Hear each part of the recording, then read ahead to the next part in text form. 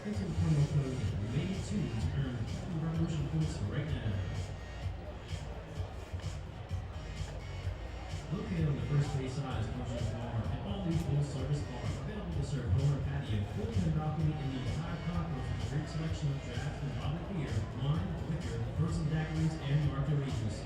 Ocean's Bar also features gin wings, black, and tan floats.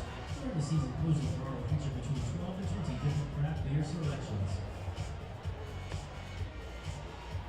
Feature our new Macho Quesadilla, which choices of ground beef, chicken, and pulled pork, as well as our new Macho Burrito Bowls with 4 different nacho options. We're also featuring Macho Churros for your dessert with assorted flavors, or stop by to build your own Nacho Burrito or Quesadilla with multiple topping options. Nacho located on Arch Street East, and I feel will make you say, oh yeah!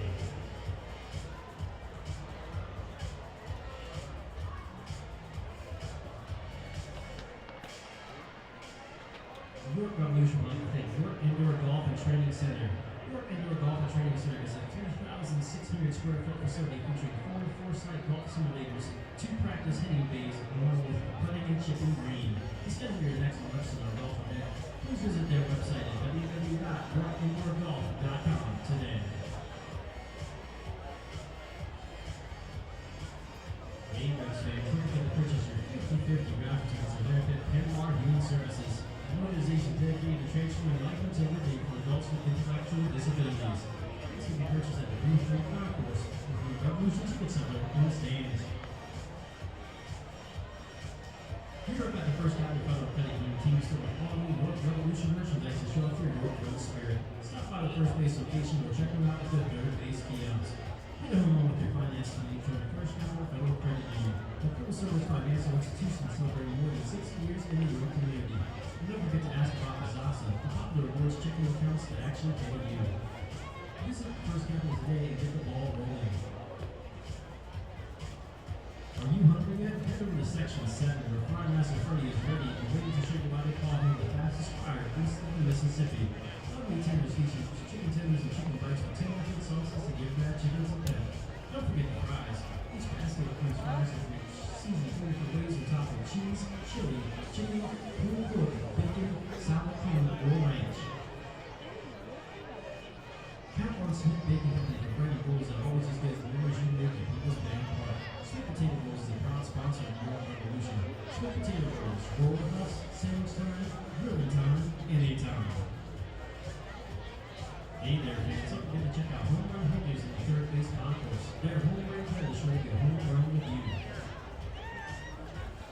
Savory's Funnel Cakes is a locally owned and operated business serving delicious pumpkin and regular funnel cakes in the central PA area for over 15 years. We can be found at many events in the York area, including the York Fair. Be sure to visit us at Arch Street East and all the York Revolution home games. Check us out on Facebook. The Revolution are active on all your social media channels like Facebook, Twitter, Instagram, and Snapchat, and now it's easier than ever to follow along and interact with the game. Thanks to 2K Network Incorporated, the official IT provider of York Revolution, PeoplesBank partners market with free public Wi-Fi. To access simplified web-based Wi-Fi by 2K and your local license list of available Wi-Fi connections. No password necessary. Free Wi-Fi at PeoplesBank Park. Brought to you by 2K Networking Incorporated. The York Revolution asks all fans to work their bats and balls and make to the stands. If you'd like to be reseated behind the protected net, please alert an usher who will accommodate you.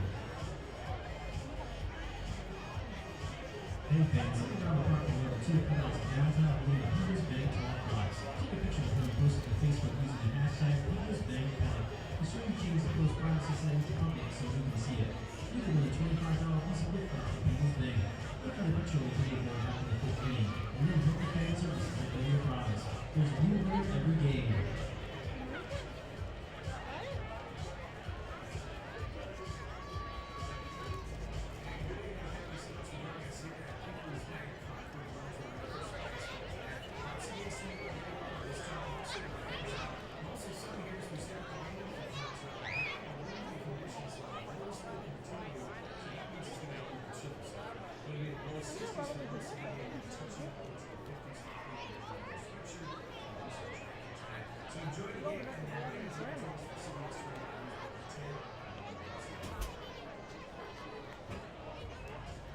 CBS 21, the York Revolution, salute all that.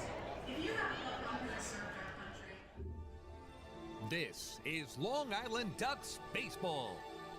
Justin Davies at the plate, the winning run at third. Crowd going nuts. Swung on, bouncing ball left side, off the mitt, up third baseman Brad Strauss. Here comes Willie Rodriguez. Justin Davies has done it again. The Ducks are one quack away from the championship. Jason Johnson makes the catch. He makes the catch, and the Long Island Ducks have swept the Camden River Sharks. They are the 2004 Atlantic League champions. Going back is Adam Bailey. He settles under it. He makes the catch! Adam Bailey makes the catch! And for a second straight year, the Atlantic League trophy will reside on Long Island. The Ducks are the Atlantic League champions. Swinging a ground ball, hit toward short, charging in his lines. He fields, throws to first. The comeback is complete. From 2-0 down in the series, the Long Island Ducks have won 3 in a row at home. And for the 5th time in franchise history, they will head to the Atlantic League Championship Series. And now it's time for the Long Island Ducks pregame show. We are live here at PeoplesBank Park in New York, Pennsylvania. It is time once again for Long Island Ducks baseball. Tonight it is game 2 of a 4-game series as the Long Island Ducks take on the York Revolution. Good evening, everybody. My name is Michael Pollack. I'll be bringing you the play-by-play for all of tonight's action, and thank you so much for tuning in here on the Long Island Ducks Broadcast Network, whether you're joining us on Facebook Live, YouTube, or liducks.com. We appreciate you tuning in on a beautiful night in York, albeit a breezy one, and these two teams will go at it for a second straight night as part of this 4-game series. Well, what a wild one we had here last night in York to open up this 4-game set. 8-7, the Ducks came out on top, and as we go through the highlights, it was quite the seesaw affair. Revolution had a 1-0 lead in the bottom of the first inning thanks to a double, a single, and a double play ball. And Long Island was able to tie up the ball game in the third when Phelan Lentini doubled to left to lead off the frame, and that brought up Delta Cleary Jr. Lentini bluffs, and Cleary Jr. lifts one in a shallow center field. That's going to dunk in for a base hit. Lentini around third. He's going to come home to score easily. It's an RBI single to center for Delta Cleary Jr., and we are tied at 1 in the third. So Cleary Jr. with the RBI single made it a 1-1 ball game. Reimold would strike out, Krause would pop to short, but then Puckett came up and gave the Ducks their first lead of the night. Right-hander's 0-1 delivery. And Puckett swings it to high drive, deep in the air to left field. Back goes Constanza. He looks up, and you can forget it. First home run of the season for Cody Puckett. A 2-out, 2-run blast over the arch nemesis, and the Ducks have their first lead of the night. It's 3-1 Long Island here in the third. But one of the big themes of the night would be lost leads for the Ducks. They would lose that lead in the bottom of the third inning as a walk to Jose Constanza opened the inning, and after getting 2 outs, John Brownell threw a couple pitches he thought were strikes, did not get the calls, and ultimately allowed a 2-out, 2-run home run to Isaiah Tejeda. His first of the year, tied the game at 3. We had a 53-minute rain delay that followed, and in the bottom of the fourth inning, York would take the lead. Rob Rogers had come on for starter John Brownell after the rain delay, and with 2 outs in the inning, walked a pair of batters and gave up an RBI single to Jose Constanza. Ducks immediately tied the game back up in the 5th, a single from Cleary Jr., a 1-out single from Mark Krause, and a sac fly to left off the bat of Cody Puckett made it a 4-4 ball game, and it would stay 4-4 until the 7th inning. Julio DePaula pitching his second inning of relief at that point. Tyrell Harris had started, he went 3 innings, and then Michael Click pitched 2. But in the 7th inning, Phelan Lentini singled to open the frame, moved to second on a pass ball, was sacrificed to third by Delta Cleary Jr., and up came Nolan Reimold. Infielders are all the way in. Center field and right field medium depth. The left fielder is deep. Reimold swings and slashes one fair inside the bag at third and down the left field line. Lentini trots home easily with the go-ahead run. Reimold around first. He will stop at second with an RBI double. And the Ducks have taken the lead from the Revolution 5-4 in the top half of the 7th inning. So Reimold put the Ducks in front, and Mark Krause would add to the lead. Well, they took the 3-1 lead on Cody Puckett's 2-run home run, but lost it at the bottom of the inning. Krause swings first pitch. It's a drive to left center and hit well. Back goes Travis Witherspoon. Warning track at the wall, and you can forget it. It's an opposite field 2-run home run for Mark Krause. His first home run with Long Island. It's a 3-run 7th for the Ducks, and they now lead it 7-4. So Krause's 2-run blast put the Ducks in front 7-4, but again the Ducks would lose the lead. In the bottom of the 7th inning, Tyler Wilson came on, allowed a double and a single to open up the frame. He got the next 2 batters out, but a wild pitch scored Jose Constanza from third, and then Brian Pounds dunked an RBI single to right to bring home Joel Guzman. That made it 7-6. Kevin Baez called on left-hander Patrick Kreider to face the lefty swinging Jared Mitchell. Mitchell with an RBI double to right center that tied the game at 7. And Amalio Diaz was then summoned to end the threat. He did so, getting Ryan Dent to fly to left. In the 8th, again, the Ducks would take the lead back. With 1 out, Dan Lyons double to left, and up came Elmer Reyes. Now the 1-2 to Elmer Reyes on the way. It swung and ripped into left center field. That's going to be a base hit. Lyons will head to third. Kevin Baez is waving him around. The throw comes into the shortstop, Den, and that's going to allow Lyons to score. It's an RBI single to left field for Elmer Reyes.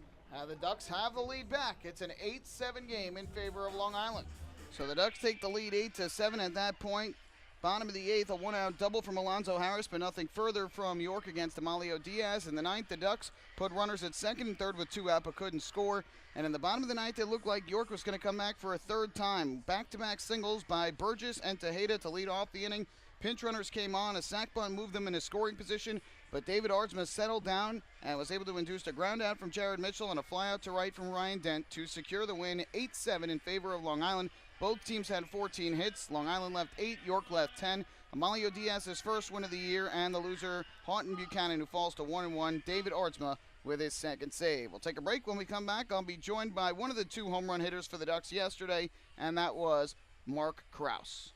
Hey fans, this is manager Kevin Baez, and you're listening to Ducks Baseball on Long Island Ducks Broadcast Network. Going way back is Joe Holden, and he is looking up, and that one is headed to field 5 at Robert Moses. The waves are gnarly, and the Ducks have tied it at 1.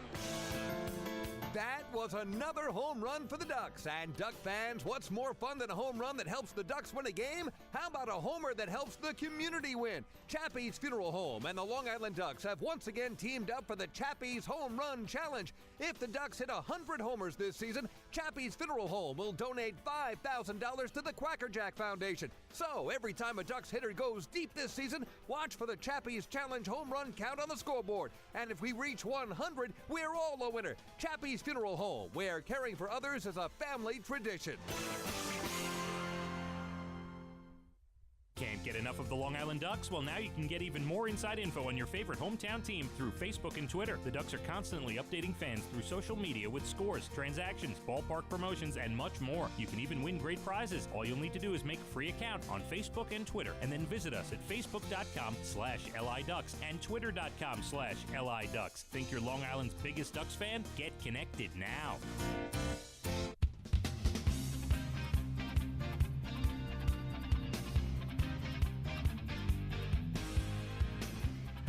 Ducks and the Revolution getting set to do battle in Game 2 of a 4-game set here tonight. Last night, an 8-7 win for Long Island, led by 2 home runs, a 2-run blast from Cody Puckett, who drove in 3 runs for the game, and a 2-run home run from Mark Krause. Had a chance to catch up with Mark, who's in his first season with the Ducks, before tonight's game. Mark, first home run as a Duck last night as part of that 3-run 7th inning. How did it feel to get number 1 out of the way? It felt good. Always good to square ball up and get one out of here, and especially when it's the first one of the year, kind of like you said, you want to get one in the board and then go from there. So it felt good, and especially coming in a winning effort it's always helpful. Yeah, how big was it for you guys to win that game, open up the series, traveling here to York yesterday, and in a game that was so wild like that, where leads were being exchanged back? Is it? It's great. Like you said, we had a long day coming in, travel 4 or 5 hours, whatever it was, but we got here, we got our work in, and we came ready to play, and everybody from, everybody up and down the order and then the staff, they all contributed, and it was a good team win and definitely a good way to start the series. On paper, obviously, this team has a lot of talent on, from ex-major leaguers like yourself to guys who have been veterans in this league. When you went over the weekend and scored 7 runs in the 3 games against New Britain, does it give you guys a boost of confidence getting the offense back into the swing of things last night? Yeah, definitely. You're going to run into some times when you're going to be struggling at the plate. A lot of times hitting is contagious. It's what it feels like, at least. So it was nice yesterday that everybody kind of started putting at-bats together, and everybody was able to kind of pick up on each other's confidence, and we start rolling a little bit. So hopefully we can just continue to keep that going. For you personally, how do you feel things have been going at the plate, and how much are you settling into a groove here in the first 10, 11 games of the season? I'm starting to feel a little more comfortable. it's a little different. It's a different transition into the season. Shortened spring training where we don't get a whole lot of live at bats. We were just talking about that today during batting practice. Like 10 games in, we feel like we're still kind of almost trying to search and starting to get comfortable. You're starting to get at bats every day for the most part, and you're trying to build off that. So it does take a little transition, but I think most guys are starting to kind of get their feet have been wet and they're starting to feel pretty good. And for you in your first season here with the Ducks and in the Atlantic League, what has your experience been like thus far? How much fun are you having being a part of this team? I'm having a good time, definitely. A lot of great guys on this team, so it's easy to just come to the ballpark every day. Just try to be excited to get to play baseball. Not try to worry about anything else. Just try to get better every day and just have fun. We're playing baseball. You sometimes can forget that during the whole when you're playing baseball as a job, especially for a long time. So when you kind of take a step back and realize this is a game still, and the only way to really enjoy it is to go out there and just play like a kid, and just have fun, and hopefully good things will happen. Obviously, as a kid, I'm sure you were dreaming about one day making it to the major leagues. It finally happened for you in 2013, and you spent 3 years at the game's highest level. What was it like the day you got called up for the very first time? It was crazy. Didn't think it was real. I thought our manager, when he told me, was joking with me. It's just one of those things where, like you said, you're dreaming of your whole life, from as long as I can remember, wanting to play there, and to have it finally come into fruition, it was amazing, and a lot of culmination of a lot of hard work and a lot of sacrifice from, I guess, myself, but a whole lot of other people. And so it was awesome just to kind of get to that moment and realize, all this work is paid off, and now I just get to go enjoy it and hopefully, work hard to stay up there and have a little career. So that day was awesome, something I'll never forget. Aside from that one day, was there any other memory that kind of sticks out from the time you were in the big leagues? Yeah, there's definitely a few. Your first hit, first home run. When I went back to Cleveland, I grew up an Indians fan, so I got to play there a couple times, 13 and 14 as a visitor, and just awesome. I mean, tons of people came from home. It's about an hour, 45 minutes away, so there's busloads of people that came, and I was able to actually have good series pretty much each time. I hit the ball pretty well there, so it was fun. That'll definitely be a highlight, no matter what happens next.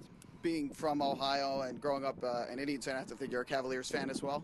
Yep, and Browns, unfortunately, Browns fan, but hopefully things are turning well there too. But at least the Cavaliers gave you a championship last year. Do you think they're going to repeat this season? You know what? Yeah, last year it was great. It was so much fun to watch them finally get over the hump, and yeah, I think they got a good chance. They're playing pretty well, and as long as they keep winning and get some rest in between series, I take LeBron against anybody. In a 7-game series, kind of his will is pretty impressive. Thanks so much for the time, Mark. Best of luck here with the Ducks. Thanks, appreciate it. That is Mark Krause, infielder for the Ducks. He'll get the half day today as the designated hitter. We'll have the full starting lineups for both teams, as well as a look at the pitching matchup when we get back here on the pregame show. Ducks and the Revolution coming up momentarily. Hey fans, this is pitching coach Billy Horn, and you're listening to Ducks Baseball on the Long Island Ducks Broadcast Network. Oh, I love it! The color of my new Nicolot patio is so vibrant. It's unlike anything I've ever seen. You're welcome. I'm just going to go finish that Nicolot walkway now. Make your pavers vivid Nicolot pavers. The best looking, most vibrant pavers with the most 3-color blends in the industry. Featuring Nicolot's exclusive paver shield and color blending technology. With color throughout and guaranteed not to fade. Live life in color with Nicolot. Visit Nicolot.com.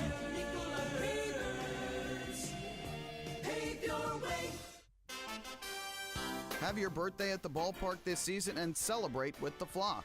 Kona Ice birthday party packages with the Long Island Ducks are now available. Each package includes 10 box seats, a commemorative birthday t-shirt and autographed baseball, a pizza and Kona Ice party in the Hebrew National Picnic area, and so much more. Best of all, the birthday child will stand on the dugout while the entire crowd sings happy birthday. Reserve your party today by calling the group sales department at 631-940-3825. Kona Ice birthday parties with the Long Island Ducks, a once-in-a-lifetime experience.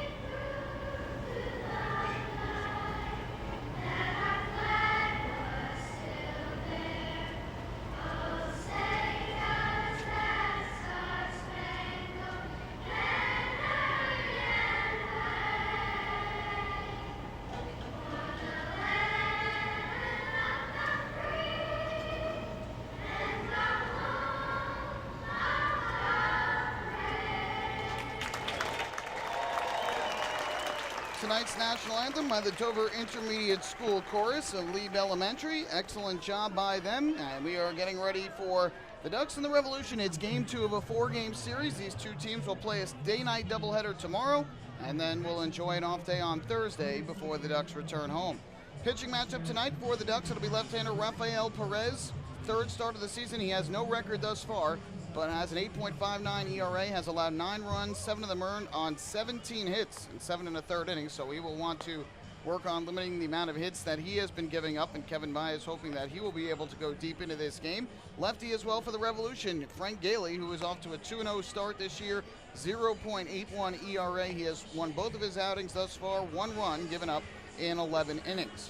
So more on both of them as we continue here on this Tuesday night. Starting lineups for the Ducks, Phelan Lentini leads off in right field. Delta Cleary Jr. batting second is in center field, and the third hitter is the left fielder. That is Nolan Reimold. In the cleanup spot for the Ducks, the designated hitter, that's Mark Krause. Batting fifth, playing third base is Cody Puckett.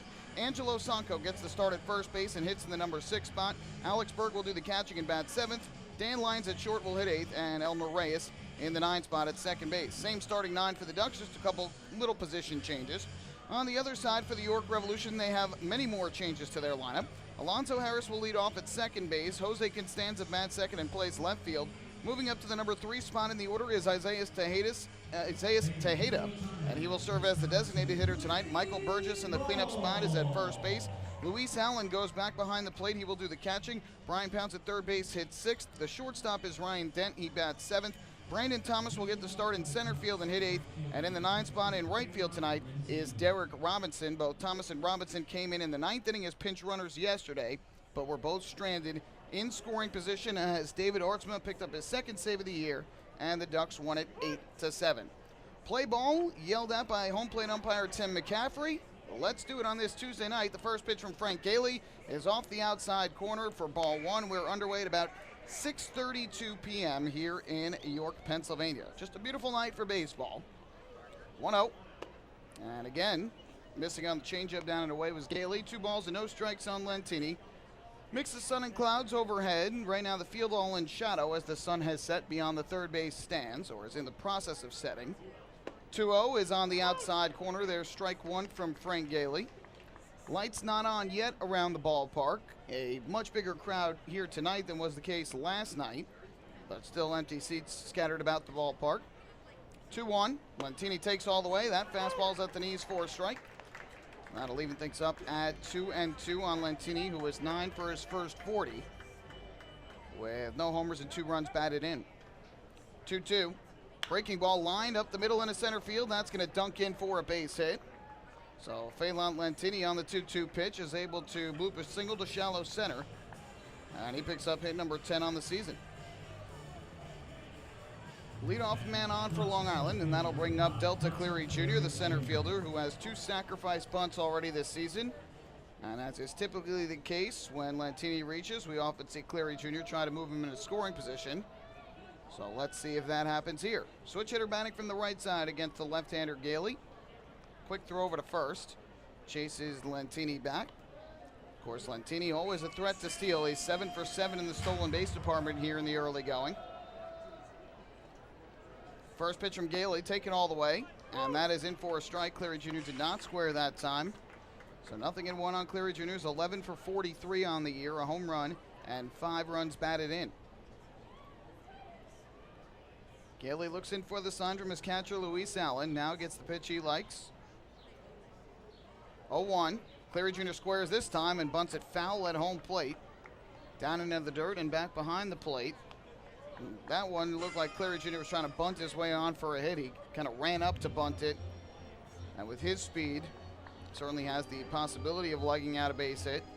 But instead now the count is 0-2. Burgess holding on Lentini at first base. Gailey looks in for the sign. Now he comes set. Quick can throw over to first, chasing Lentini back. It has been very windy all day here. If you were joining us on the pregame show, you probably heard it howling through our microphone during the pregame interview with Mark Krause. It has been blowing strong all day straight out to center field. Yesterday it was blowing out to left, and today it's out to center and sometimes right center. 0-2, Cleary Jr., a line drive right field. That's a base hit. Lentini will go to second. He'll stop right there as Robinson comes up throwing. So back-to-back singles at the top of the order for Lentini and Cleary Jr. And a good start for the Ducks here in this opening inning.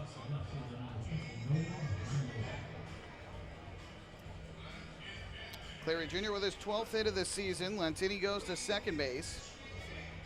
And already Allen is going to come out to the pitching mound and have a quick chat with Frank Gailey. Looks like they just want to change baseballs and just have a quick chat about the sign. So no mound visit charged to the Revolution. So 2 on, nobody out here is Nolan Reimolds. Not really a sacrifice bunter in the number 3 spot of the order. So I expect him to swing away here. Burgess will play behind Cleary Jr. at first. Gailey comes set on the mound, and his first offering to Reimold is taken all the way for a fastball strike, and it's 0-1. Gailey does throw a lot of off-speed pitches. He likes to throw the changeup throughout the course of the ball game, keep the hitters off balance, and it's worked well so far. Just 1 run allowed in his first 11 innings this year. 0-1. Reimold takes all the way. That is a breaking ball on the outside corner. And the count now 0-2 on Nolan Reimold, who is 7 for his first 31. No home runs yet, 3 runs batted in. There's the high black sox, stands even in the batter's box, right down the middle. Lentini leads from second, Cleary Jr. at first. And the 0-2, breaking ball swung on and missed for strike 3. So on 3 pitches, Gailey fans Reimold for the first out of this ball game. There is the first strikeout of the night for the left-hander. 1 away, and that will bring up the lefty swinging Mark Krause. Defensively tonight for the Revolution, Jose Constanza in left field, Brandon Thomas is the center fielder, and Derek Robinson is around in right. On the infield from left to right, Brian Pounds at third base, Ryan Dent is the shortstop, Alonzo Harris at second base, and Michael Burgess over at first. Luis Allen doing the catching behind home plate, and up on the mound is the lefty Frank Gailey. First pitch in this lefty-lefty matchup. There go the runners. Pitch is taken for a ball. Throw down to third base. Not in time, and a terrific diving stop by Brian Pounds to save the error. Otherwise, that ball is in left field. But a double steal here for Long Island. And Lentini and Cleary Jr. were going on the first pitch from Gailey. So that is now 8 for 8 in the stolen base department for Lentini. And for Cleary Jr., he is now 7 of 8. The Ducks came into the day with 17 stolen bases as a team. That leads the Atlantic League. They've only been caught once. Now a 1-0 coming from Krause. Pitch on the way, and that's hit high in the air to right center. It's hit pretty well. Back goes the right fielder Robinson to the warning track, and at the wall making the grab is the center fielder Brandon Thomas. Lentini will trot home from third. Cleary Jr. will move to third. It's a sac fly and an RBI for Mark Krause. His 4th sac fly of the year. The Ducks on the scoreboard, and they take a 1-0 lead. Krause just missing an extra base hit into the right center field gap. It looked like Robinson, who was going after it, was going to have that ball probably on the warning track, and instead the center fielder Thomas made the catch as he jumped into the wall. So for Lentini, his 10th run of the year. Cleary Jr. moves to third, and for Mark Krause, RBI number 7, tied for the team lead with Alex Berg. Cody Puckett to the plate now, and he takes upstairs for ball 1. Puckett hit his first home run of the season last night, a 2-run blast over the arch nemesis in left. It came with 2 men out in the 3rd inning. Here a breaking ball on the outside corner taken by Puckett for strike 1. Puckett 11 for his first 34, 4 RBIs, and he has reached base safely in all 10 games he has played this season. 1-1. Changeup just misses the outside corner. Puckett took it for ball 2. So the double steal allows the Ducks to get on the scoreboard. With Lentini getting to third, he's able to come home on the deep fly ball by Mark Krause. 2-1. That breaking ball is up and outside. Now Puckett with a good hitter's count at 3 balls and 1 strike.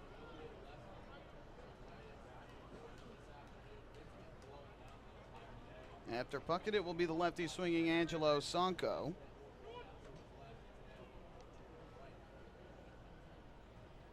Puckett digs back into the batter's box. Gailey comes set at the belt.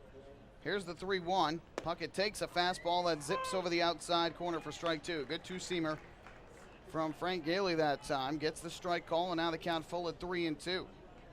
Cleary Jr., the speedy runner at third base with 2 men out. Here comes the payoff pitch from Gailey. Fires to the plate, and Puckett takes outside, ball 4.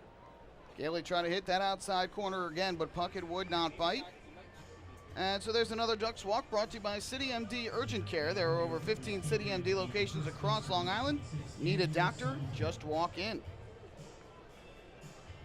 So make it 11 straight games that Puckett has reached base safely.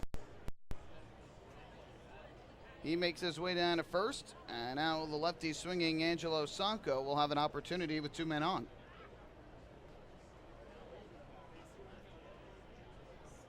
Sanko digs in, Gailey gets the sign and comes set. First pitch, and Sanko takes down the middle for strike 1, a fastball from the left-hander. Gailey doesn't blow hitters away, does not have a hard fastball, but mixes his pitches well, very similar to John Brownell in that regard, and that they don't have overpowering stuff, but they mix their speeds well in their location. Sanko, a line drive into right field, there's a base hit. Cleary Jr. will score. Stopping at second is Cody Puckett on the 2-out RBI single from Angelo Sanko, and it's a 2-run first inning for the Ducks. They lead it 2-0. RBI number 3 on the year for Sanko as Cleary Jr. scores his 6th run. And Frank Gailey, in 2/3 of an inning here tonight, has already given up more runs than he did in 11 innings over his first 2 starts. Just what the Ducks wanted to do against Gailey, put the pressure on him in the Revolution right away and give their starting pitcher Rafael Perez a little bit of a cushion. So it's 2-0 Long Island. Puckett goes to second, Sanko at first with 2 men away. And now the 7th man of the inning to come to the plate is Alex Berg. And he fouls the first pitch off to the third base side. Count is now 0-1.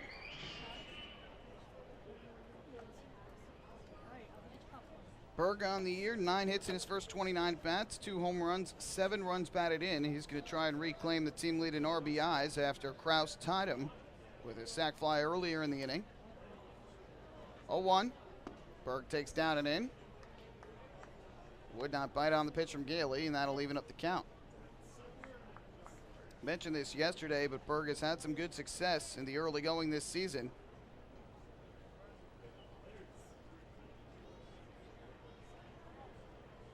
Here's the pitch, and the 1-1 is cut on and missed. A breaking ball down and away that he chased. So now the count goes to 1-2. A couple of big 2-out hits during the course of the year thus far for Alex Berg.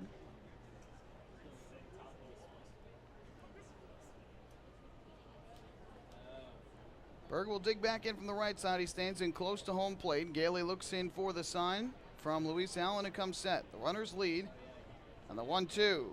Breaking ball way off the outside corner from Gailey. Left-hander already up to 25 pitches here in this first inning. Both sides had to use a healthy amount of relievers in yesterday's game. York used 4, Long Island used 5 after the rain in the 4th inning forced both starters to leave after 3. 2-2. High fly ball in the air to center. Got under it. Brandon Thomas to his left and in to make the catch. That'll put an end to the inning. But a good start for Long Island against Frank Gailey. They put 2 runs up on the board on 3 hits. No errors, they leave 2 on base. And after a half inning of play, it's the Ducks 2 and the Revolution coming to bat. Hey fans, this is pitcher John Brownell, and you're listening to Ducks Baseball on the Long Island Ducks Broadcast Network. Long Island's Ford Giant is celebrating its 60th year anniversary. Stop by Sayville Ford to check out their state-of-the-art showroom featuring enclosed service drives, luxurious customer lounge, and a larger selection to choose from. Get giant savings on hundreds of new and used vehicles in stock. Sayville Ford's 60th anniversary celebration is going on now. Visit SayvilleFord.com or download the Sayville Ford app today to learn more about Sayville Ford's 60th anniversary savings. Call 631-589-4800 today. Bethpage Ballpark is a great place to watch a ball game, so why not do so from some of the best seats in the house? The Ducks are proud to present the brand new Long Island Ducks Beer Garden. Open for all fans on nights when the Smokin' Owl's party deck has not been reserved. The beer garden will feature a variety of frosty draft and bottled brews, as well as several food choices. The area has been decked out with bar rail seating and Ducks branded furniture to provide a comfortable atmosphere for everyone. Be sure to stop by and check out the brand new Long Island Ducks Beer Garden on your next visit to the ballpark.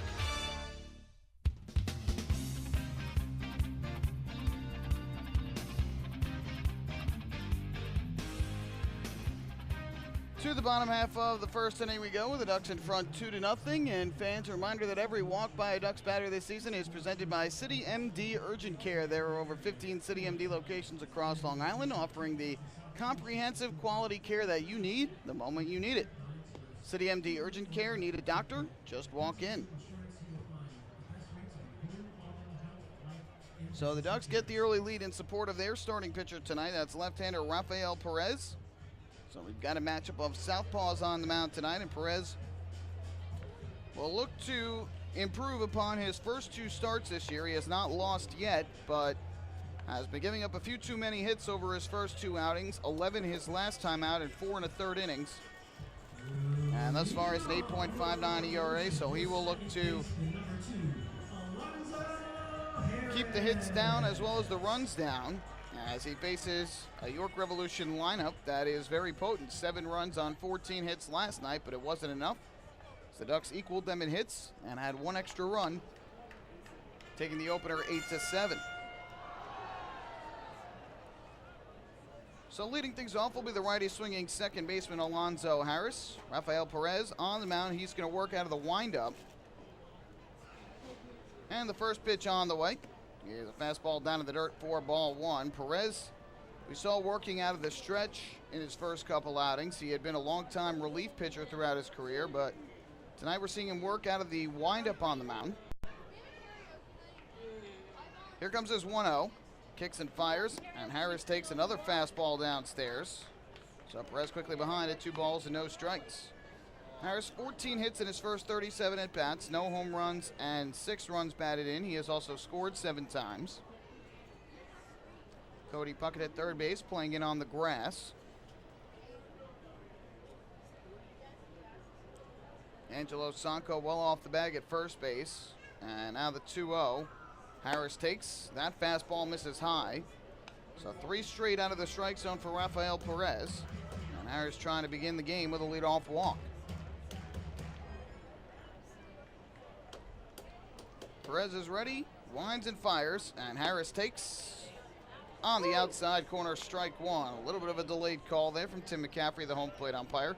He's joined on the rest of the crew tonight by William Reuter, who's over at first base. Ian Kelly is at third. We had a little mix-up last night from the umpires as they were given to us before the game, so we'll correct that in a moment. Now the 3-ball, 1-strike offering. Harris takes, that's on the outside corner, fastball for strike 2. Last night we had said Reuter was at first base, McCaffrey was at third. In fact, it was McCaffrey at first base and Reuter at third base. And that is why McCaffrey's at home plate tonight and Reuter at first. Ian Kelly was, though, the home plate umpire last night. We had that right. 3-2. Ground ball, weakly hit up the first baseline, foul, though. So we'll do it again at 3-2. Last night's starter for the Revolution, Tyrell Harris, coaching over at first base. Noel Polanco with the third base coach and bench coach for the Revolution, standing down at third. So another 3-2 from Perez to Harris. Left-hander gets the sign from Berg. Payoff pitch on the way, and Harris takes up an outside, ball 4. So a leadoff walk issued by Perez. Harris will make his way down to first. And that will bring up the left fielder, Jose Constanza. Now batting for New York Revolution, your left fielder, number 13, Jose Constanza. I mentioned this last night on the broadcast, how tight things are in both divisions here in the early going. A lot of parity throughout the Atlantic League. 4 teams separated by just a half game in the Freedom Division. York in first place at 5-5, and the 3 teams behind them all at 5-6. Harris will lead as Constanza comes to the plate. Lefty-lefty matchup. Throw over and back safely is Harris. In the Freedom Division, Bridgeport and Somerset at the top, tied with a 7-4 record. Ducks at 5-6, 2 games back, and New Britain at 4-6, 2.5 back. So very close on both sides here through the first 10 or 11 games of the season, depending on how many you've played. Perez set at the belt, kicks and fires. Constanza faked the bunt and instead took a fastball inside from Perez, 1-0.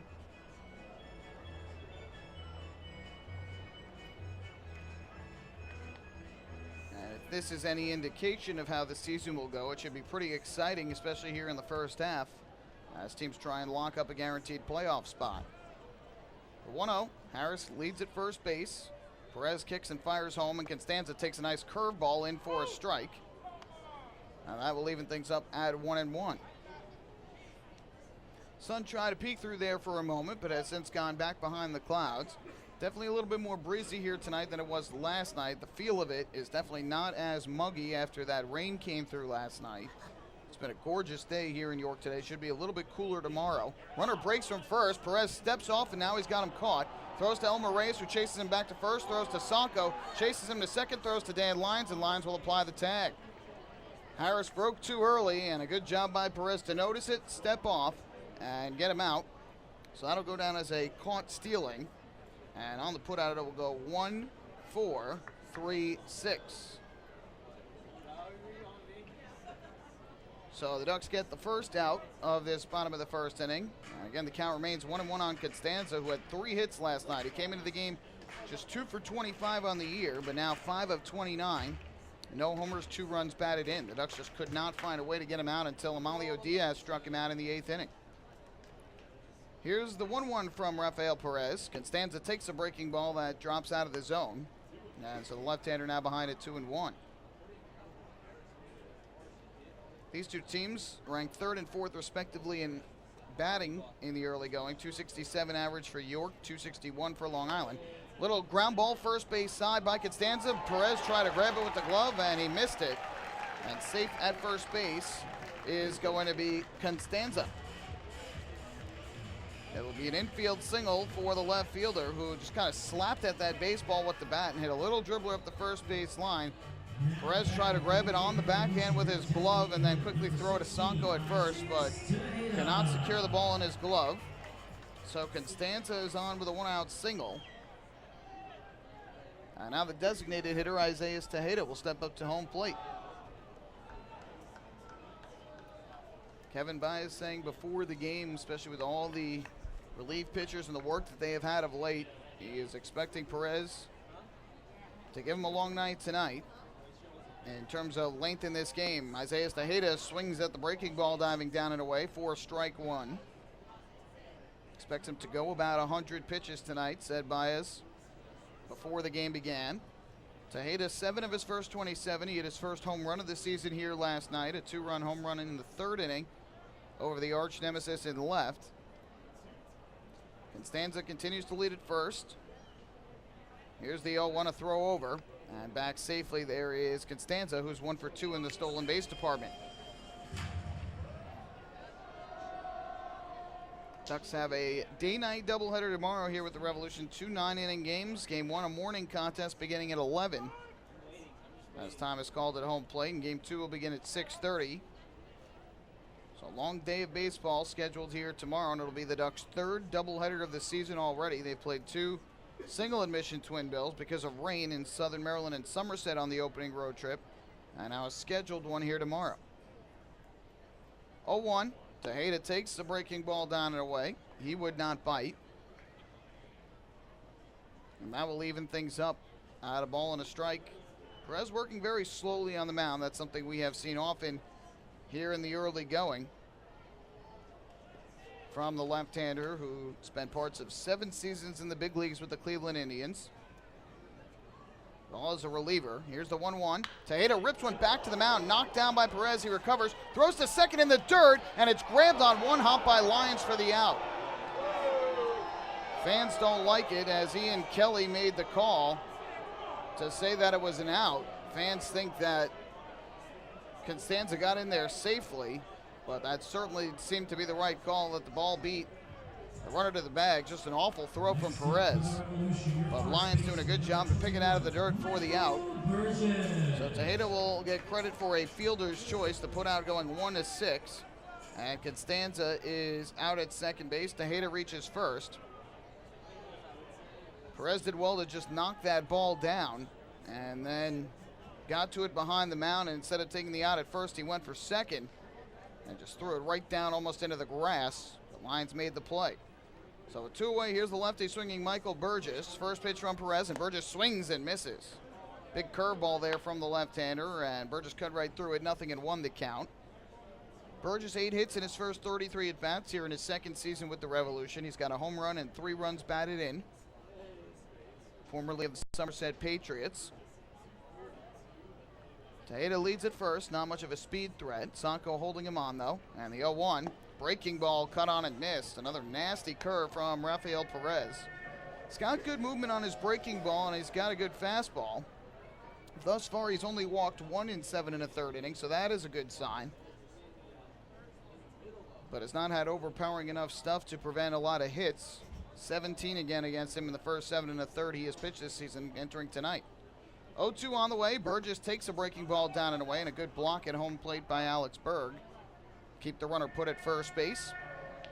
So now the count goes to 1-2.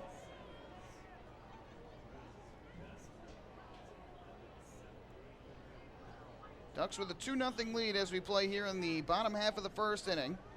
Sac fly from Mark Krause, and a 2-out RBI single by Angelo Sanko doing the damage. Perez looks in for the sign. Here comes his 1-ball, 2-strike pitch to Burgess. Runner leads from first as Perez waits. Now he kicks and fires, and Burgess will swing and hit a ground ball to first. 2 hops for Angelo Sanko. He'll take it to the bag himself, and that will retire the side. So a good job by Perez to work around the leadoff walk. No runs in the inning, 1 hit. And 1 runner left on base. 1 inning in the books tonight in York. And the Ducks are on top of the Revolution 2-0. Hey fans, this is shortstop Dan Lyons, and you're listening to Ducks Baseball on the Long Island Ducks Broadcast Network. PSEG Long Island is making things work for you with over 10 energy efficiency programs that can help you save on your monthly electric bill. From our free online energy analyzer and in-home energy assessments to rebates on energy-efficient air conditioning, even discounts on LED light bulbs. Helping you save on electricity is our job. What to do with your savings? Flight 85 now boarding for the Magic of Orlando. Is entirely up to you. Visit pseglyny.com/save money. Just one more way PSEG Long Island is making things work for you. Take your group out to the ball game this season and enjoy all the fun of Ducks baseball at discounted prices with the picnic area, luxury suites, the Smokin' Owls party deck, and so much more. Bringing your group to the game will be an unforgettable experience. The Ducks even offer opportunities to sing the national anthem, serve as the Ridgewood Savings Bank color guard, be the Nickalock Dream Team, put on a pregame performance, or shag fly balls during Ducks batting practice. To book your outing today, call 631-940-3825 and ask for the group sales department. Long Island Ducks Baseball. Good times every time.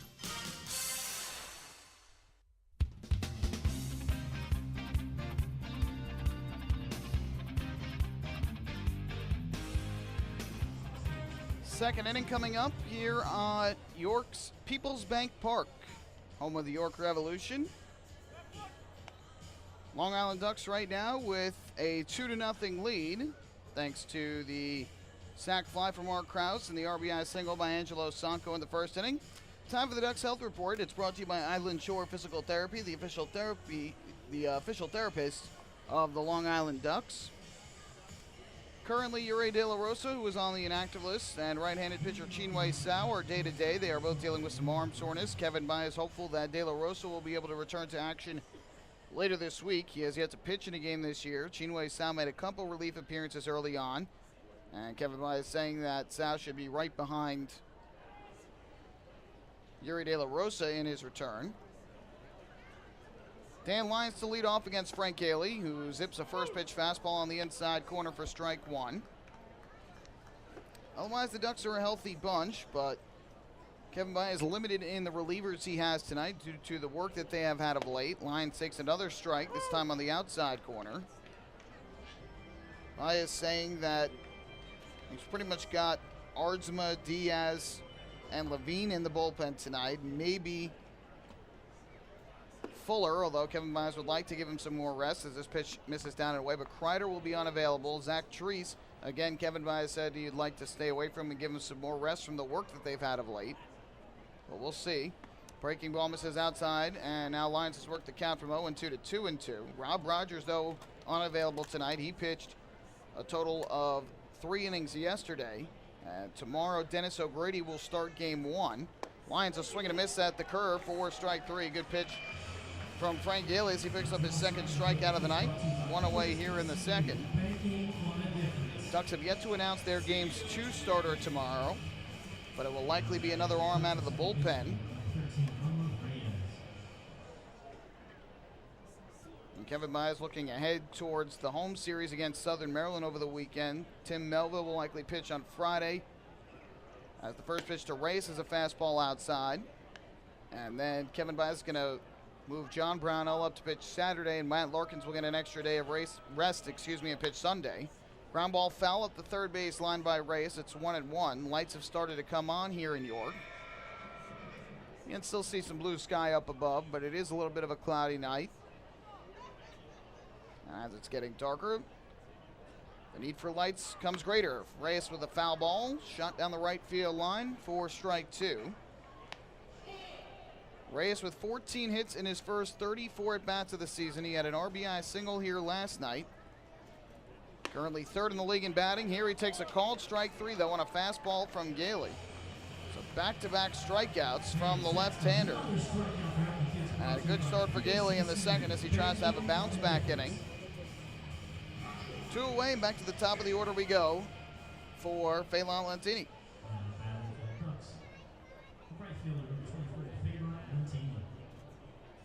So Lentini will step to home plate from the right side. Open the game with a single to center back in the first and takes outside here for ball 1. Ducks out hitting the Revs 3-1 here in the early going. Gailey gets the sign. He works quickly. And the 1-0 is a broken bat liner. Just foul down the left field line. Lentini got jammed on the pitch but fought it off enough down the left field line. And it just went to the left of the chalk. Otherwise, he would have had an extra base hit. So the count even at 1-1 as Lentini now has a fresh piece of lumber and will make his way back to home plate.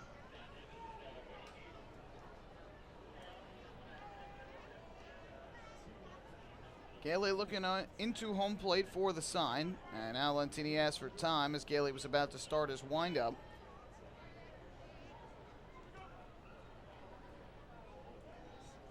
Southpaw ready. Here's the 1-1. Lentini swings, and it's a little nubber up the first base side. Burgess to field. Flips to Frank Gailey covering. And he steps on first. No, he never touched the bag. And Gailey knew it. Gailey knew that he missed the bag as he came to first base. And Bill Reuter, the first base umpire, said that he did not step on the bag. So Lentini reaches. We'll see how it is scored. And Long Island with a 2-out base runner. They're going to rule an error here on the pitcher, Frank Gailey, saying that he got the ball and should have stepped on first, and he just missed it. So it will go down as an error on Gailey. And now Delta Cleary Jr. will step up to home plate. Throw over to first. Lentini dives back in safely. We'll see if Lentini tries to steal his second base of the night and get in a scoring position for Cleary Jr. Gailey comes set. First pitch, and Cleary Jr. swings away, fouls it off down the right field line.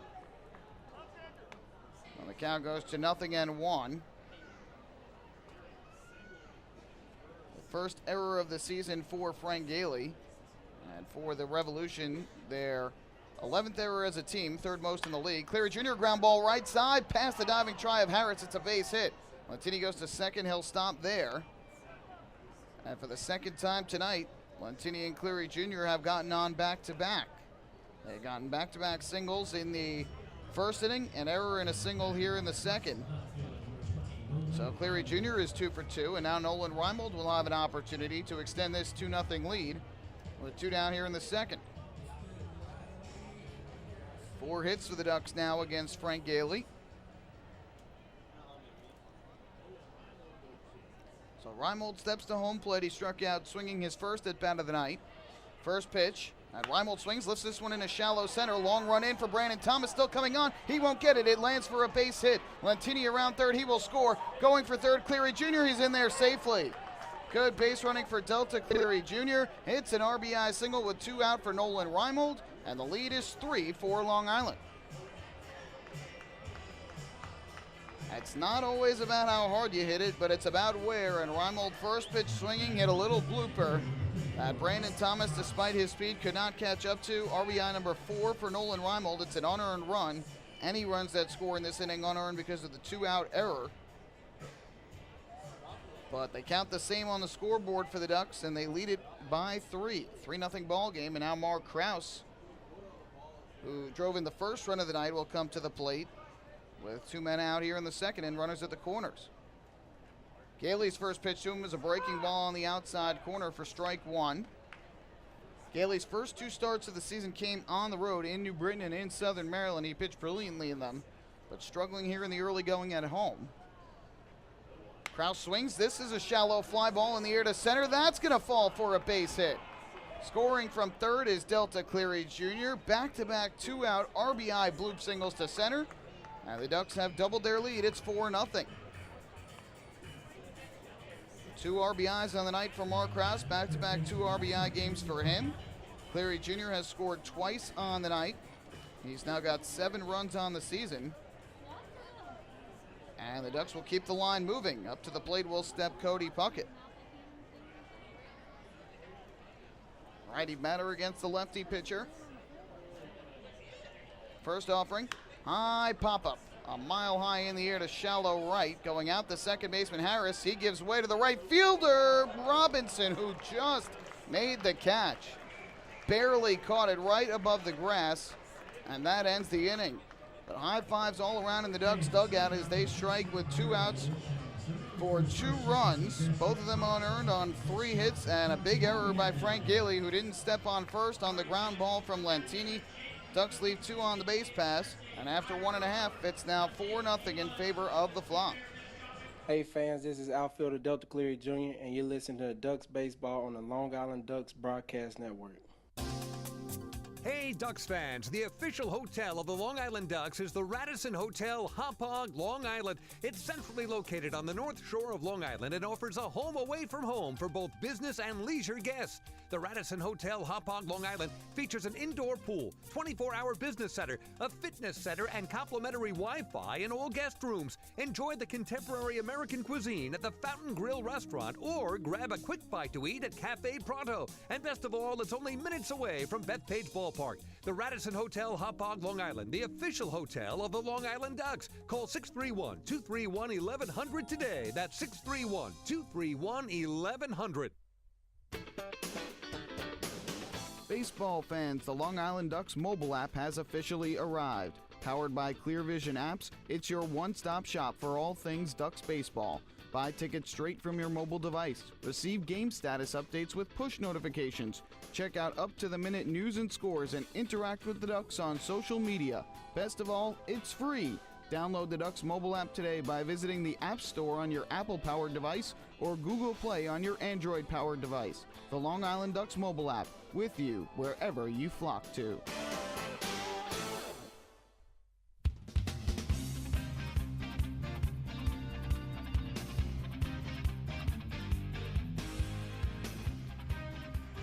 Four to nothing Ducks as we head to the bottom of the second inning.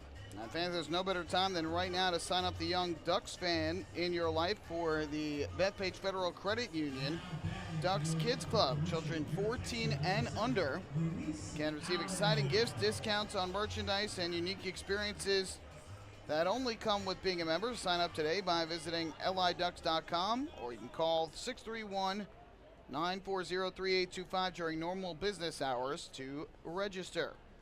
Luis Allen will lead off in the second inning against Rafael Perez, who's been staked to a 4-run advantage. First pitch, and Allen will take low. That is ball 1. Allen sharing the catching duties this year with Isaiah Tejeda. And Luis Allen did not play yesterday. He's 4 for his first 10, though, at the plate. No homers and a run batted in. Here he takes and a fastball in for a strike from Perez to even the count at 1-1. The Allen pounds and dent due to the plate here in the second inning against Perez. 3 right-handers. I think Allen called time. Got something in his eye or Bug might have flown out in front of his face. So now he will get set back into the batter's box with the count at 1 ball, 1 strike. Elmer Reyes, the second baseman, shaded up the middle. From the wind, here's the 1-1 on the way. Allen takes a fastball low. And now he's in front of the count, 2-1. Second of 20 meetings between these two teams this year. They will play 2 tomorrow, as we mentioned, a day-night doubleheader. They will not meet again until, a week away, May 8th. They will play again next Monday through Wednesday at Bethpage Ballpark on Long Island. Perez misses high and outside for ball 3. In fact, these two teams will play all 10 of their first half meetings and have them complete by May 18th. They will play May 8th, 9th, and 10th on Long Island, as well as May 16th, 17th, and 18th at Bethpage Ballpark. They will not return here to York until the end of July, July 31st, August 1st, and August 2nd.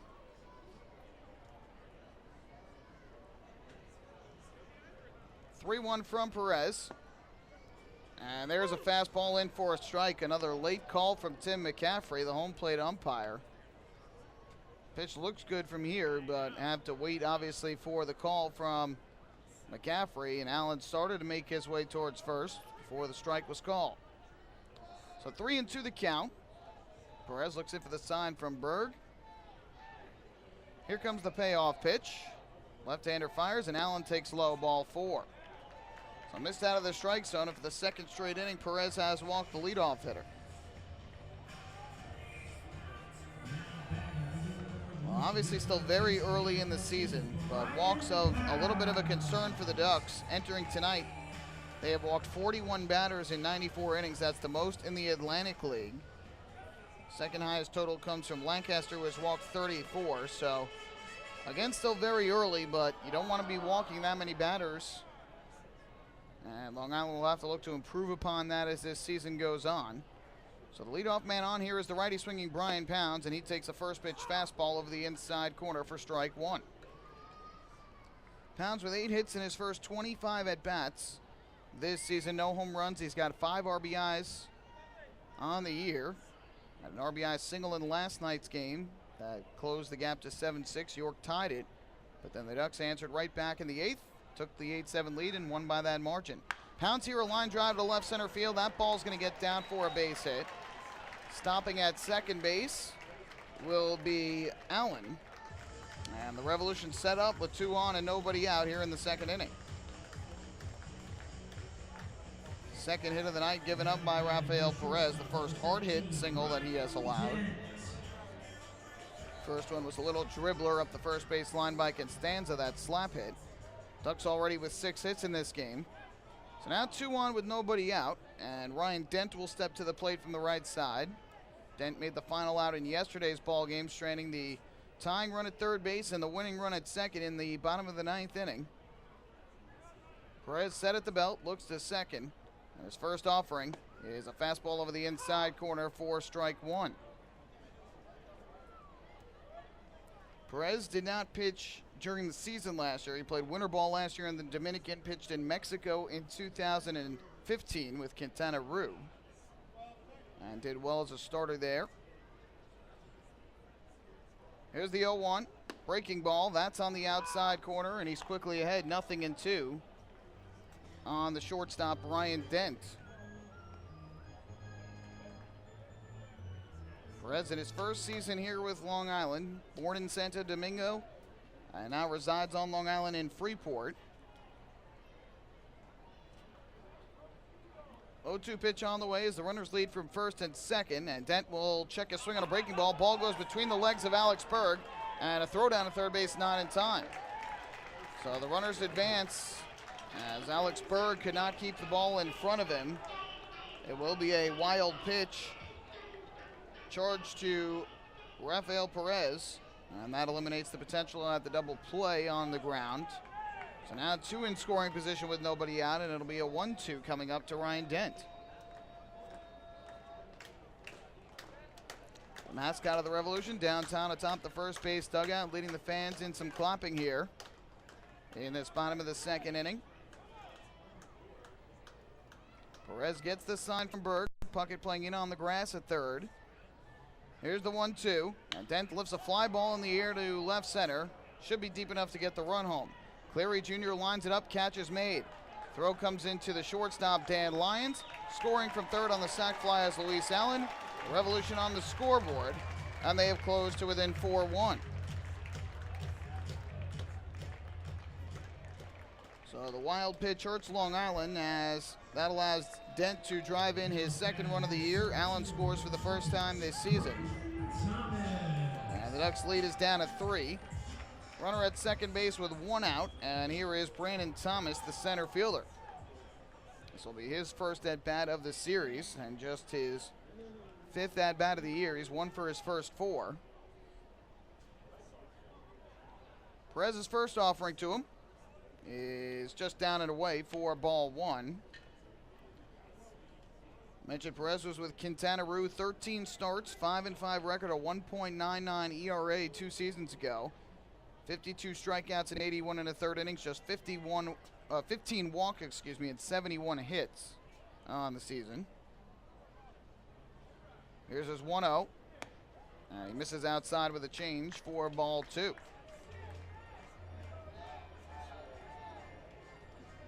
Must be a lot of bugs down on the field. I'm seeing a lot of the players, a lot of the umpires and coaching staff all kind of waving around trying to knock, I'm assuming, what are bugs out of their way.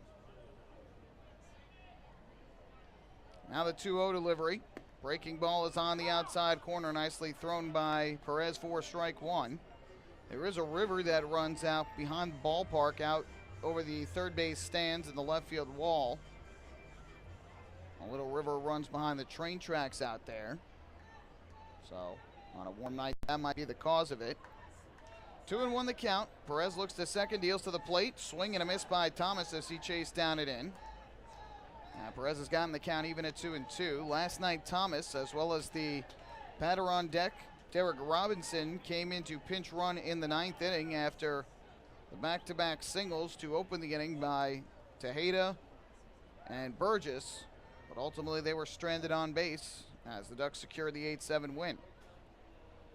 2-2 pitch from Perez coming up.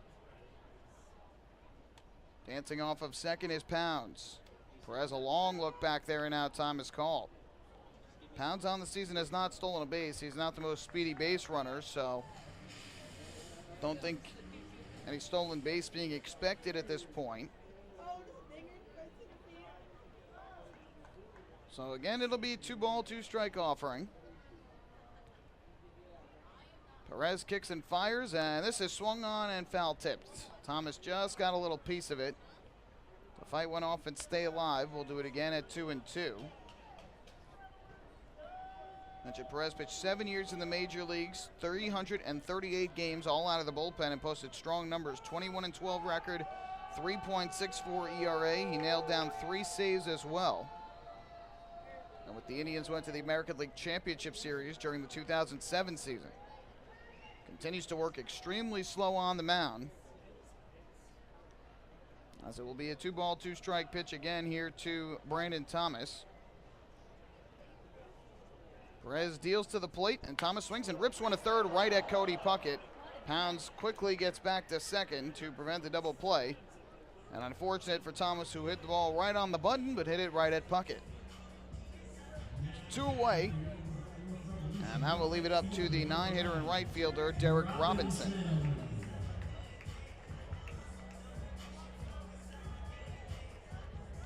So 3 different players in the starting lineup tonight for York. Luis Allen behind the plate, Thomas in center, and Robinson in right. As Jared Mitchell, Joel Guzman, and Travis Witherspoon all get the night off.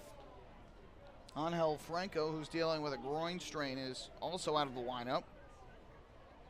Among their 4 other position players not in the lineup. First pitch swinging, a ground ball foul down the third base line for strike 1 by Robinson, who's 3 for 11 to begin the year. No homers or runs batted in. He has scored a run. And here he is trying to pick up his first RBI with Brian Pounds at second base at 2 men out. The Ducks with a 4-1 lead over the Revolution. They've scored twice in the first 2 innings. In each of the first 2 innings has Long Island. 0-1 from Perez, kicks and fires, and this fastball misses high and away to even things up at 1-1.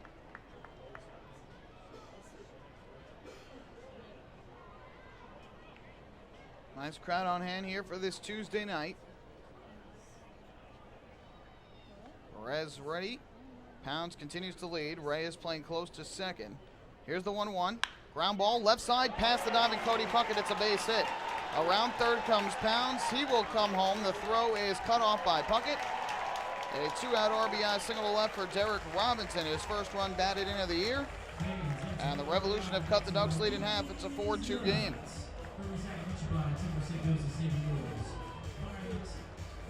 So the wild pitch thrown by Perez really hurting Long Island in this inning. And because of it, Allen was able to score from third on the sac fly by Dent. Otherwise, it would have just been a routine flyout. Now the base hit scores Pounds from second, who would have otherwise been at first. So the Ducks lead has gone from 4-2, and with 2 outs, back to the top of the order for Alonzo Harris. Perez gets the sign, comes set at the belt. His first offering coming to Harris. And this pitch is taken down the middle for strike one, belt high. Harris drew a walk back in the first inning, but tried to steal second and was caught stealing. Left too soon. The second time he was caught this year. Robinson 1 for 2 in the stolen base department already this season. Here comes the 0-1. Perez kicks and fires. Runner goes. Pitch is taken low. Throw down to second is not in time. Stolen base for Robinson, his second of the year. And York moves another runner in a scoring position. Pitch count for Perez slowly rising here in this game. He is up to 42 pitches now. Check that, 41 pitches here in the first 2 innings of the game. Kevin Baez said before he's hoping to get length out of him tonight. 1-1. Pitch on the way. Harris swings and grounds it foul to the third base side. That goes to the front of the Ducks dugout where team trainer Dottie Pitchford will grab it. So 1-2 on Harris, and Perez a strike away from avoiding any further trouble here in this second inning. Left-hander is ready. And the 1-2 on the way. Breaking ball grounded to third base. Cody Puckett had to take a weird hop on him, but he stayed with it and throws on to Sonko at first for the out. Puckett was ready to grab that on the backhand, and it kind of turned him around and had to field it. Kind of a basket grab and make the out at first. So that ends the inning, but the Revolution get back within 2. 2 runs in the inning on 2 hits and a walk. No errors for the Ducks, 1 runner left on base. We have played 2 tonight here in York, and it's Long Island leading 4-2. Hey fans, this is infielder Cody Puckett, and you're listening to Ducks Baseball on the Long Island Ducks Broadcast Network. Going way back is Joe Holden, and he is looking up, and that one is headed to field 5 at Robert Moses. The waves are gnarly, and the Ducks have tied it at 1. That was another home run for the Ducks. And Duck fans, what's more fun than a home run that helps the Ducks win a game? How about a homer that helps the community win? Chappie's Funeral Home and the Long Island Ducks have once again teamed up for the Chappie's Home Run Challenge. If the Ducks hit 100 homers this season, Chappie's Funeral Home will donate $5,000 to the Quackerjack Foundation. So every time a Ducks hitter goes deep this season, watch for the Chappie's Challenge home run count on the scoreboard. And if we reach 100, we're all a winner. Chappie's Funeral Home, where caring for others is a family tradition. Can't get enough of the Long Island Ducks? Well, now you can get even more inside info on your favorite hometown team through Facebook and Twitter. The Ducks are constantly updating fans through social media with scores, transactions, ballpark promotions, and much more. You can even win great prizes. All you'll need to do is make a free account on Facebook and Twitter, and then visit us at facebook.com/LIDucks and twitter.com/LIDucks. Think you're Long Island's biggest Ducks fan? Get connected now.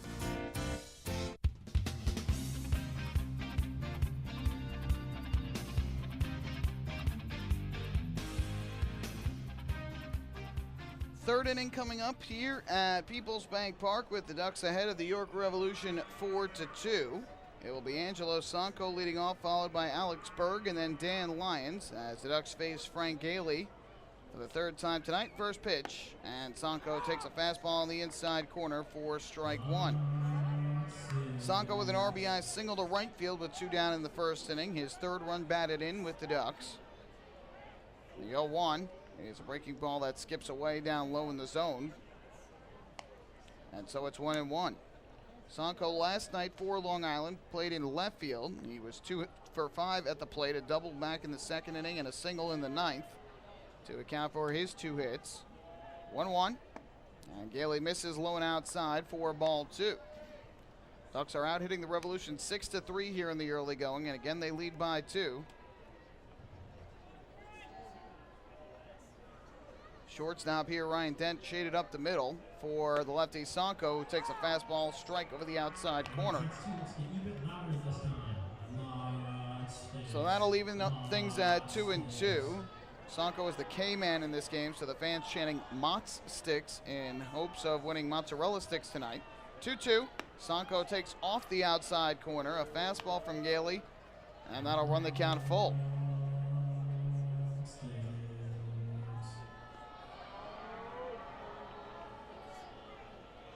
Gailey ready to go as Sonko awaits the payoff pitch at home plate. Here it comes, and he will swing and hit a high drive in the air to right center. That's hit well. Back goes Brandon Thomas to the warning track at the wall, and you can forget it. A solo home run onto the lawn seating area in right center for Angelo Sonko. His 2nd home run of the season, 2nd RBI of the night, and it's 5-2 Ducks here in the 3rd inning. Sonko got all of that 3-2 breaking ball from Frank Gailey and a deep drive out to right center that just cleared the wall out of the reach of Brandon Thomas. And the Ducks lead is back up to 3. They have scored in each of the first 3 innings against Frank Gailey. So that will bring Alex Berg up to the plate from the right side. First pitch from Gailey, and Berg takes outside for ball 1. That is the Ducks' 11th home run of the season, which for the moment leads the Atlantic League. If the Ducks hit 100 home runs, Chappie's Funeral Homes will donate $5,000 to the Quacker Jack Foundation.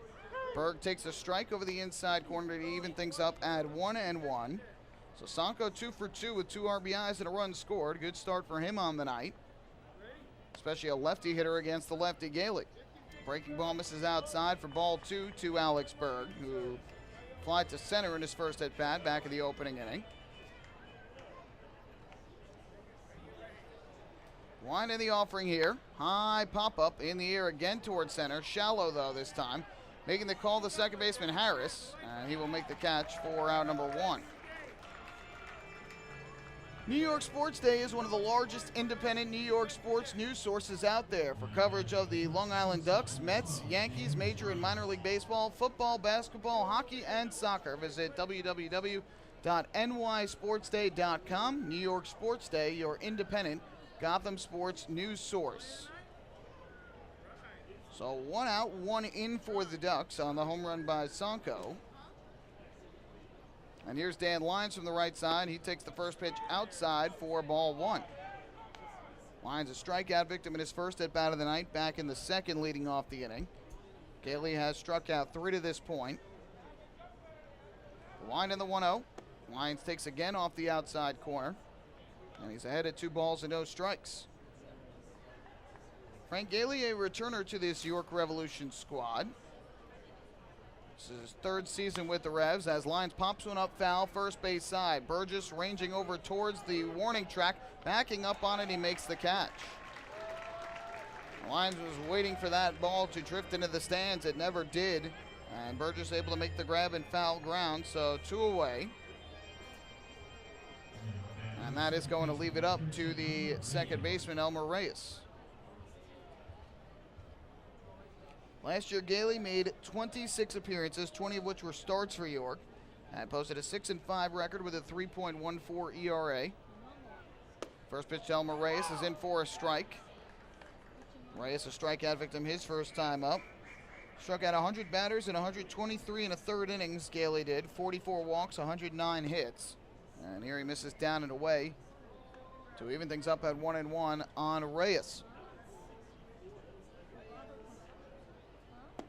Pitch to Reyes, misses down and in this time. He would not bite on the fastball, now 2-1. 5 runs on 7 hits for the Ducks over the first 3 innings. Terrific start from them offensively tonight. 2-1.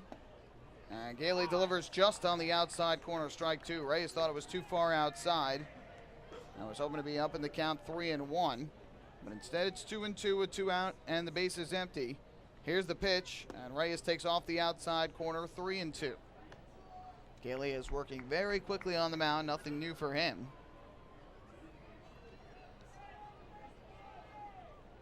Gets set as he looks in for the sign from Allen. Payoff pitch on the way to Reyes, and he'll swing and miss at the fastball for strike three. A good two-seamer from the left-hander. Fourth strikeout of the night. The Ducks get the lead back up to 3. 1 run on 1 hit. The leadoff solo home run by Angelo Sanco. Base is left empty, and after 2.5 innings, it's 5-2 in favor of the Ducks. Hey fans, this is outfielder Phelant Lantini, and you're listening to Ducks Baseball on the Long Island Ducks Broadcast Network. Oh, I love it. The color of my new Nicolot patio is so vibrant. It's unlike anything I've ever seen. You're welcome. I'm just going to go finish that Nicolot walkway now. Make your pavers vivid Nicolot pavers. The best looking, most vibrant pavers with the most 3-color blends in the industry. Featuring Nicolot's exclusive paver shield and color blending technology. With color throughout and guaranteed not to fade. Live life in color with Nicolot. Visit Nicolot.com.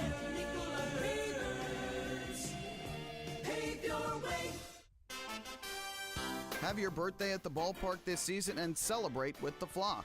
Kona Ice birthday party packages with the Long Island Ducks are now available. Each package includes 10 box seats, a commemorative birthday t-shirt and autographed baseball, a pizza and Kona Ice party in the Hebrew National Picnic area, and so much more. Best of all, the birthday child will stand on the dugout while the entire crowd sings happy birthday. Reserve your party today by calling the group sales department at 631-940-3825. Kona Ice birthday parties with the Long Island Ducks, a once-in-a-lifetime experience.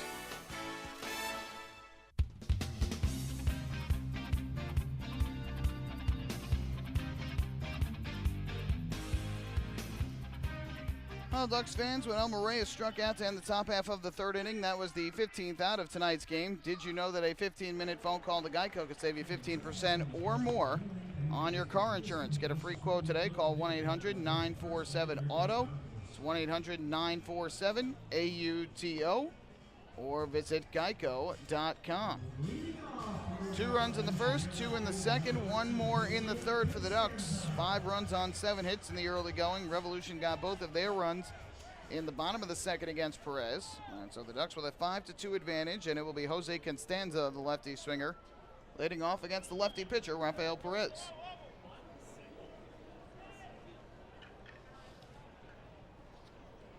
First pitch on the way from Perez. Constanza thought about bunting, ends up taking a fastball strike. Constanza kind of reached on a slap hit back in the first inning. A little swing and run at home plate up the first base line, and he just beat it out when Perez could not come up with the baseball, trying to backhand it. There's another strike, and Perez ahead, 0-2. Constanza already with 4 hits in this series after coming in with just 2 on the season. The 0-2, he takes down and away, would not bite that time. Good thought, though, by Perez. Ahead in the count 0-2. You could waste a pitch there, try and get him to chase. So now it is 1-2. Perez kicks and comes home. And this is fisted foul. Kind of a half-hearted swing on a pitch up in the zone. He got enough of it to stay alive. Goes off to the third base side. We'll do it again.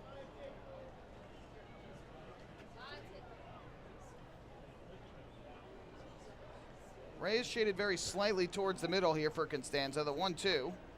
And Constanza takes low. Again holding up, not chasing. So that'll even things up at 2-2. The Constanza followed by Tejeda and Burgess, 2, 3, and 4 in the order.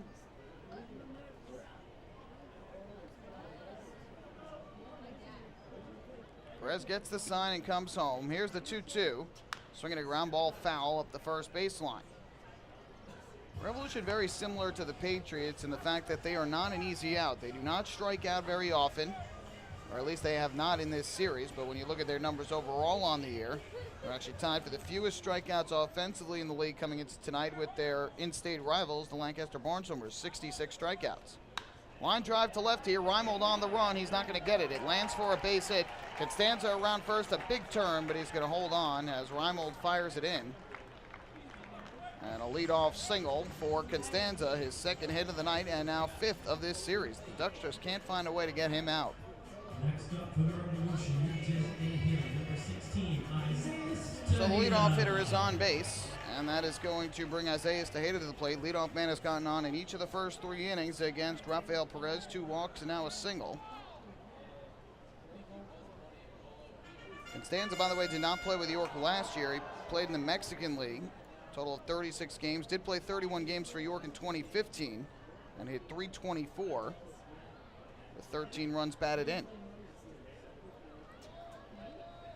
So now it's the righty swinging Tejeda who reached on a fielder's choice back in the opening inning. Throw over to first. Constanza is back safely.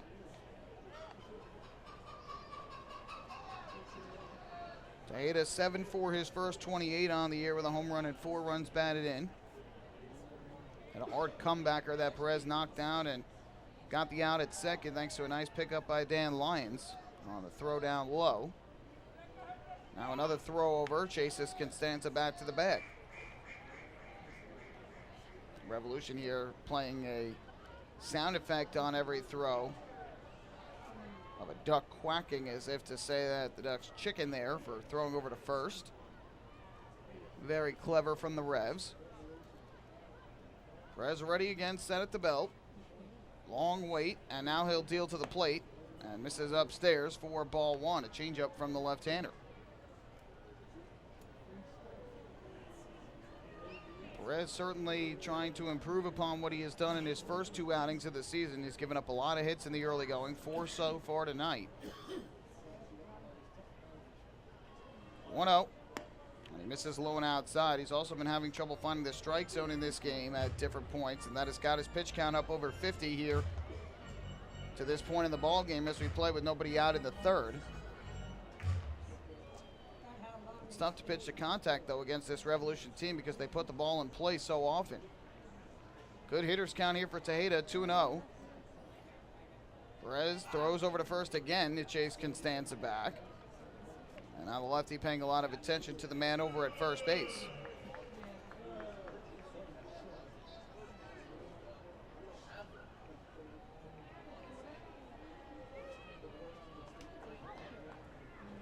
Perez gets the sign from Berg. Constanza being held on by Sanko still. 2-0 on the way.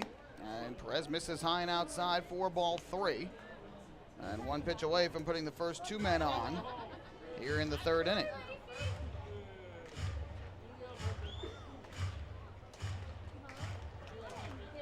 Obviously, if you are a coach, you don't want to use your mound visits early in the game necessarily, but Ducks might have to try and settle Perez down. Here's the 3-0 delivery.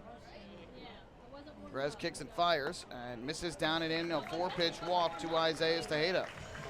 Perez has now walked 1 in each of the first 3 innings tonight. 3 walks for the game.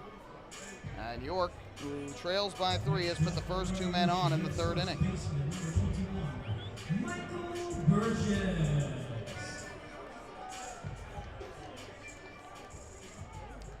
So it'll be the lefty swinging Michael Burgess here with 2 men on and nobody out, and the Ducks leading by 3. A single and a walk to begin the frame for York, and here is Burgess to the plate to face Perez for the 2nd time.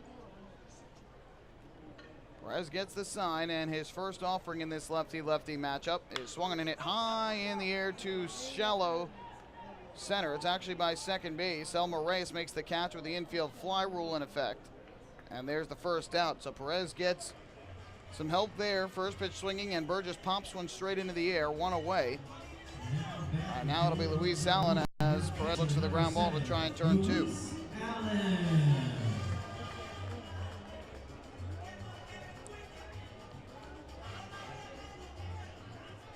So Luis Allen will step to the plate from the right side. He drew a walk in his first plate appearance of the night, leading off the 2nd. The middle infielders will set up in double play depth. Both Puckett at 3rd and Sanko at 1st about equidistant off of their respective bases. The runners lead in the first pitch coming to Allen. Breaking ball on the inside corner for strike 1. Perez has had some good movement on his curveball tonight.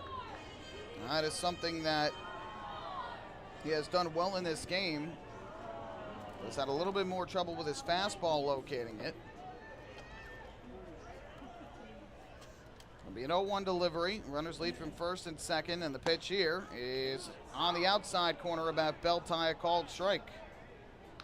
Again, a delayed call, but it's now 0-2, and a good job by Perez to get ahead in the count.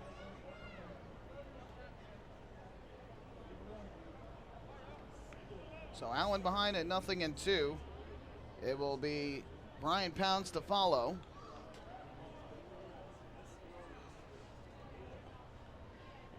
Perez is ready to go. Here comes an 0-2 to Luis Allen. Constanza and Tejeda lead, and the pitch is line in the air down the right field line, slicing into the corner. That is going to land just foul. Boy, off the bat, that looked ticketed for a foul ball down the right field line, and that ended up staying pretty straight instead of hooking like you usually see down the line. And it ended up bouncing maybe a foot or two to the right of the chalk. And that landed at least one, if not two-run score.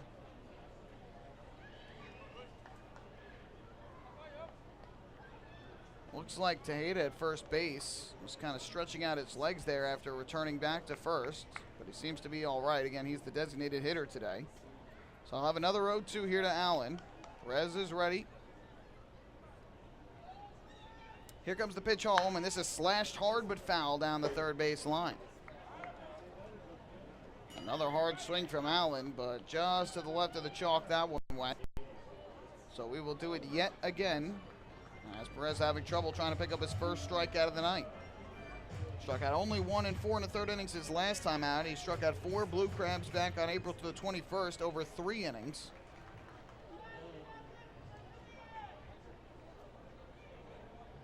Trying to get the out here against Allen with 2 on and 1 out in the third.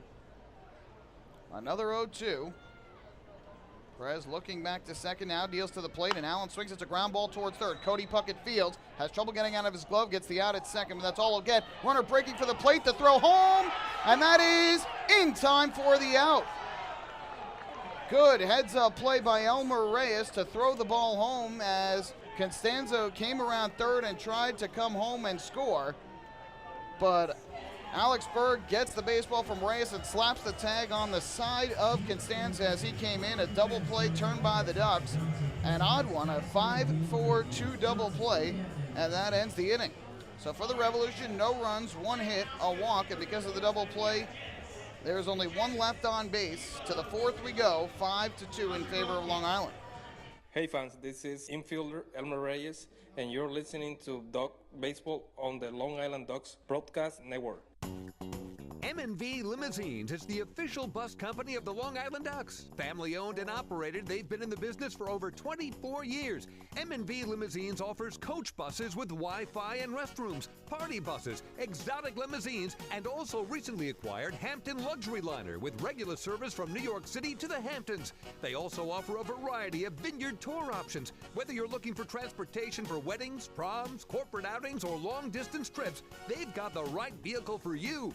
Visit their showroom in Comac or check them out online at mvlimo.com. M&V Limousines and Hampton Luxury Liner, the official bus company of the Long Island Ducks. Family fun every time. Beautiful evening for baseball. Big action every time. He reaches up, it's gone! Great value every time. And the Ducks have won it 7-1. The Ducks schedule is loaded with new promotions this season, and with an average ticket price of just $10 and free parking, there is no better value on Long Island. For game times and tickets, visit liducks.com. Long Island Ducks Baseball. Good times every time.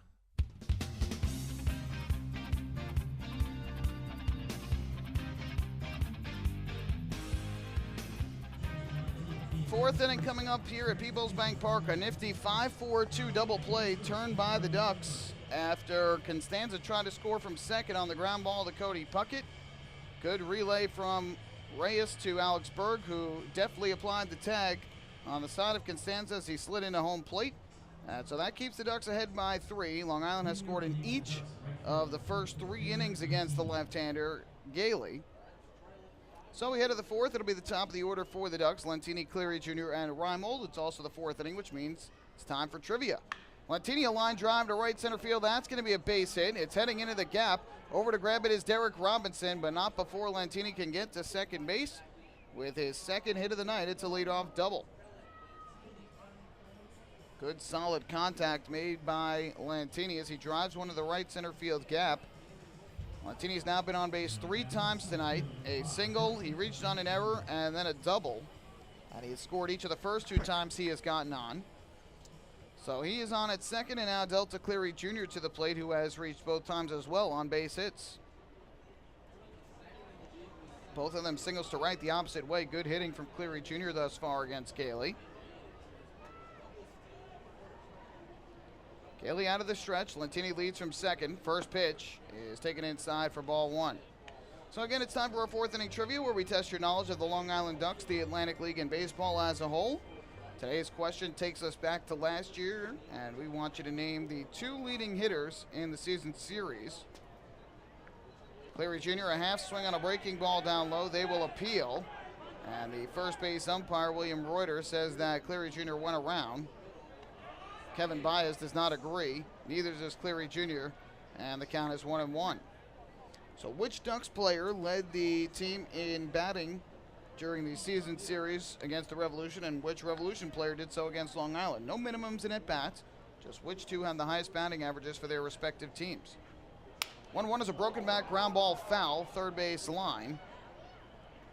A little piece of the bat went out into foul territory on the third base side. So Cleary Jr. will have to get a new bat, as both he and Lantini have broken bats tonight. Alex Berg will toss him a fresh bat, and he will apply some pine tar to it with a count now 1-2.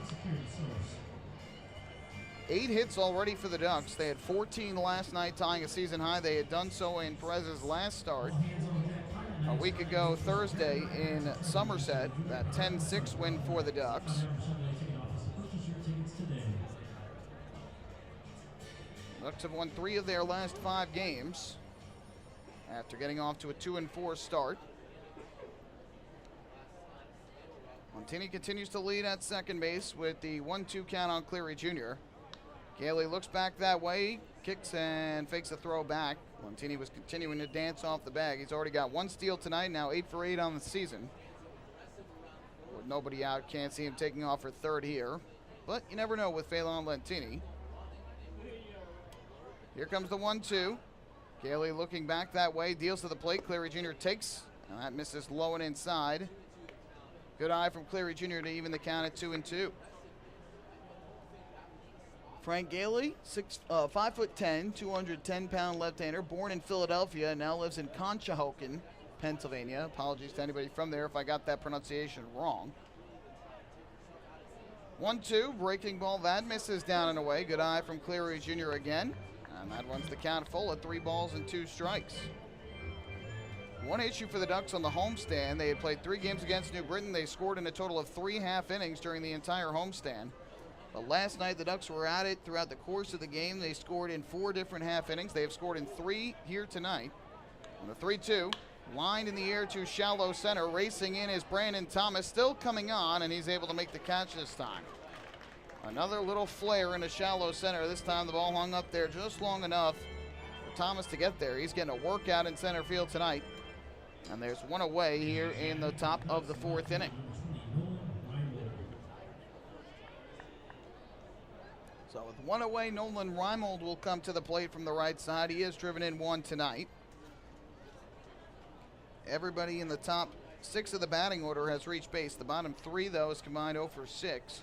And like last night, the top getting the job done, although it was the 9-hitter Elmer Reyes who drove in the winning run. Reimold a foul ball on a breaking ball.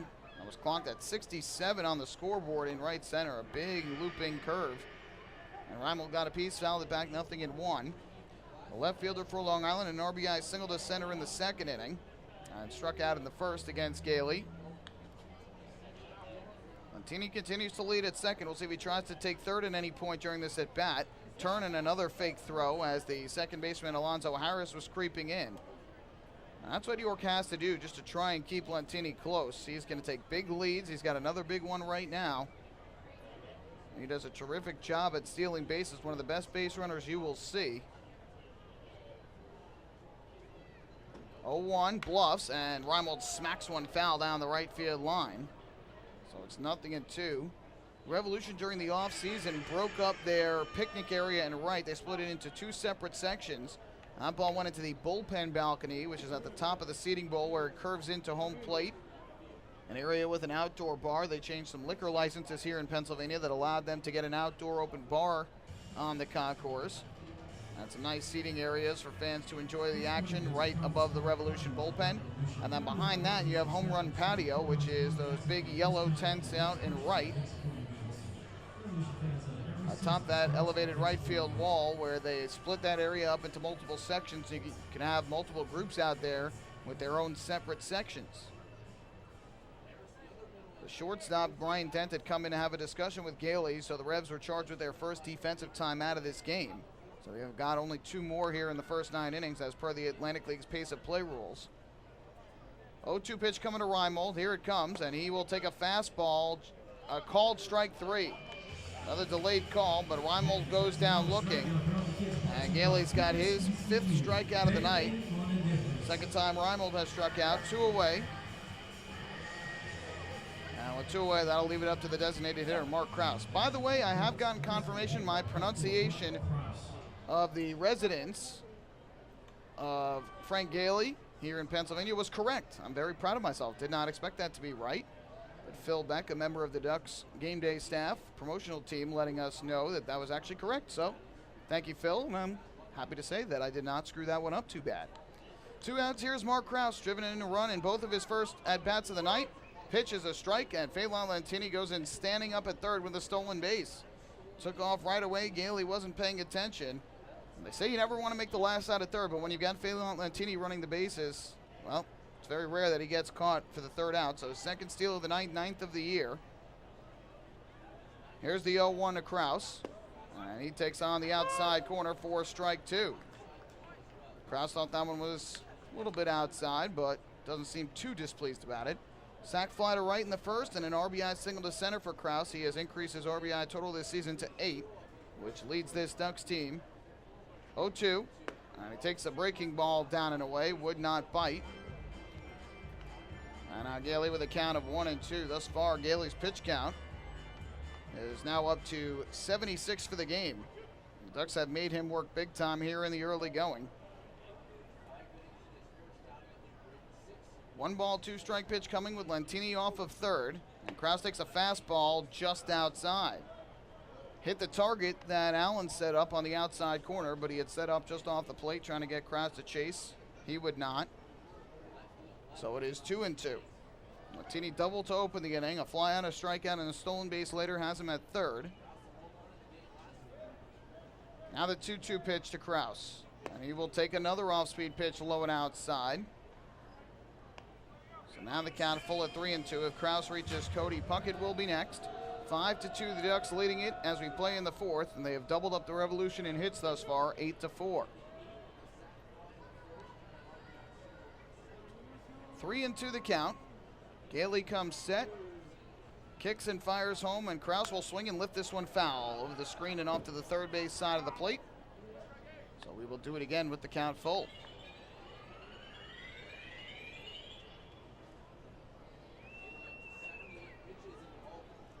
Ducks looking to make it 4 straight half innings in which they score the first run of the game.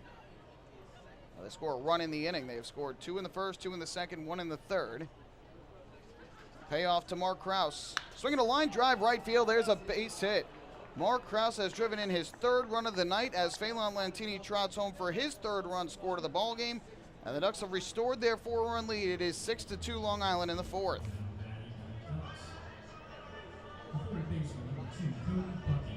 Mark Krause, who is our guest on the pregame show after coming up with 2 hits, including a 2-run home run, his first as a Duck last night, has now driven in a run in each of his first 3 plate appearances. Lantini now up to 12 runs on the year. And Krause comes through with 2 outs here in the 4th. First pitch taken downstairs for ball 1 by Cody Puckett, who has walked and popped to second in his 2 trips to the plate tonight.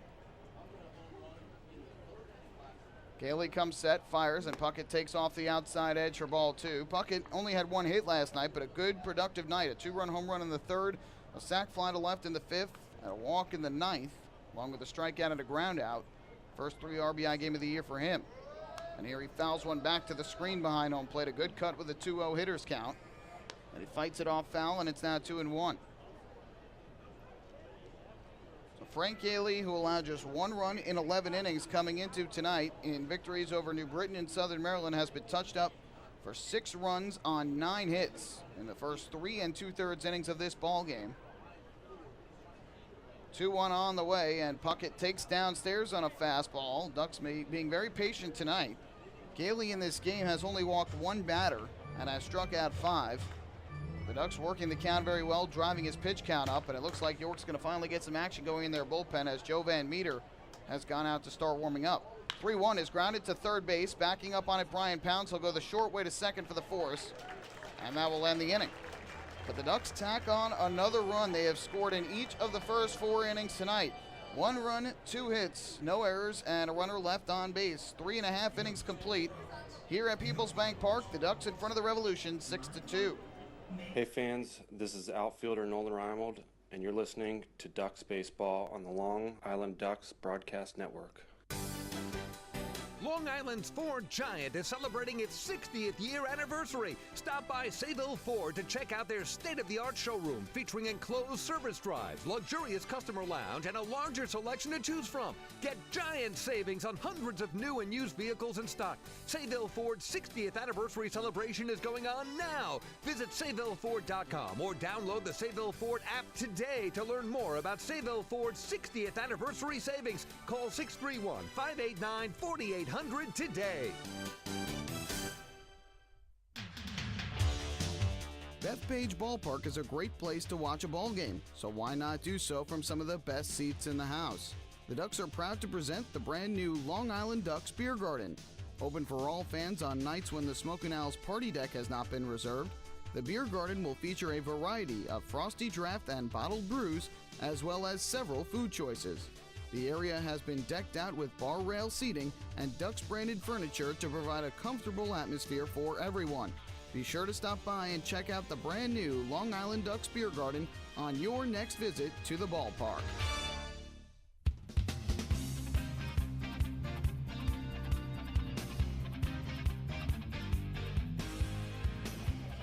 Ducks have their 4-run lead back. They had previously led 4-0. Now they're in front 6-2 as we head to the bottom of the 4th inning.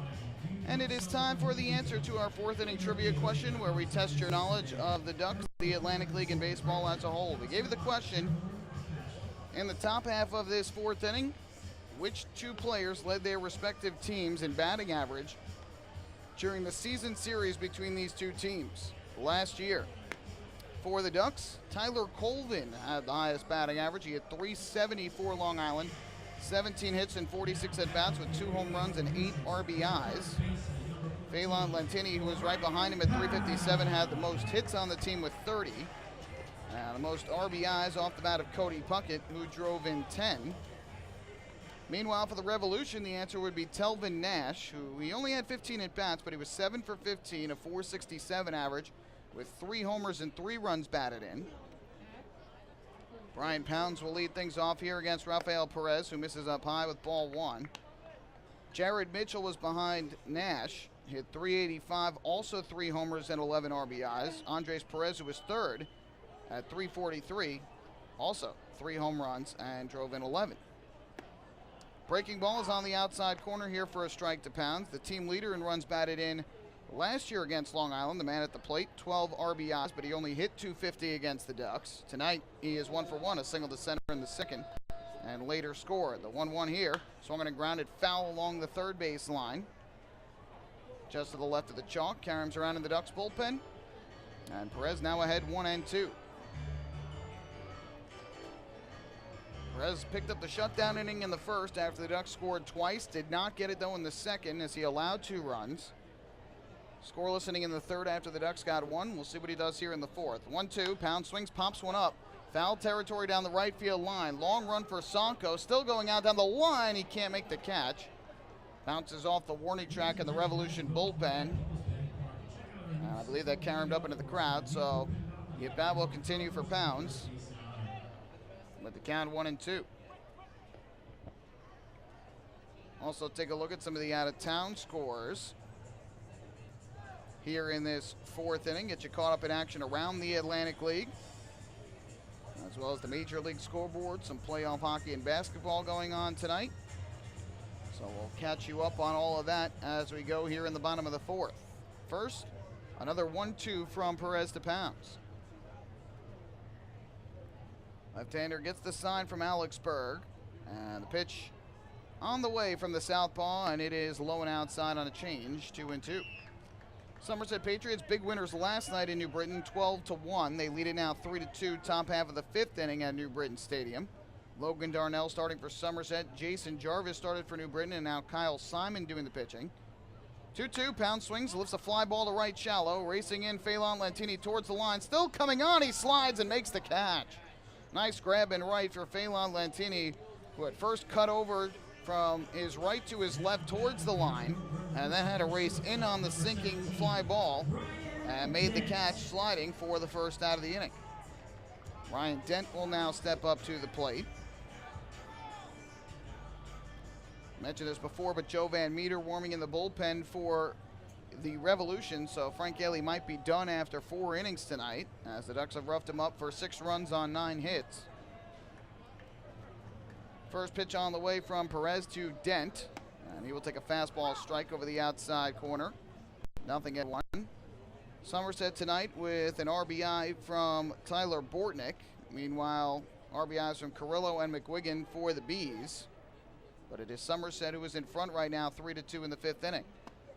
There's a strike again from Perez, an off-speed over the outside corner, 0-2 on Dent, who hit a sac fly to center in the second inning to play York's first run. So it'll be an 0-2 delivery. The wind and the offering from Perez, and Dent swings and fouls one off to the first base side. Meanwhile, in Lancaster, Pennsylvania, about 30 minutes east of here, it is the Barnstormers trailing the Bridgeport Bluefish 2-0, top half of the sixth inning. Lancaster with just 1 hit thus far. Tyler Badamo on the mound tonight for Bridgeport. Brad Bergeson going for Lancaster. 0-2 once again, and Dent hits a sharp ground ball to short. It's gobbled up there by Dan Lyons. He throws to Sonko at first in time for out number 2. So Dent retired on the 6-3 ground out, 2 down here in the fourth, and that will leave it up to the center fielder, Brandon Thomas. Bluefish with RBIs from Luis Hernandez and Jeffrey Reyes in Lancaster. And in Southern Maryland tonight, Blue Crabs holding a 2-0 lead over the Skeeters, bottom of the fifth. Sugarland, meanwhile, with just 1 hit. Good performance so far from Justin DeFreitas on the mound for Southern Maryland. Meanwhile, Michael Nix starting for Sugarland tonight. First pitch here, and Thomas a swing and a miss. Good off speed. And that is strike 1. Southern Maryland thus far, both of their RBIs coming off the bat of Edwin Garcia. 0-1 from Perez. Swinging a foul ball back behind the plate, 0-2. Yankees and Blue Jays at Yankee Stadium right now. They're in the third inning, and the Yankees with a 5-0 lead over Toronto. Brett Gardner has hit a home run for the Yankees, as has Aaron Hicks. Matt Holliday also with an RBI double.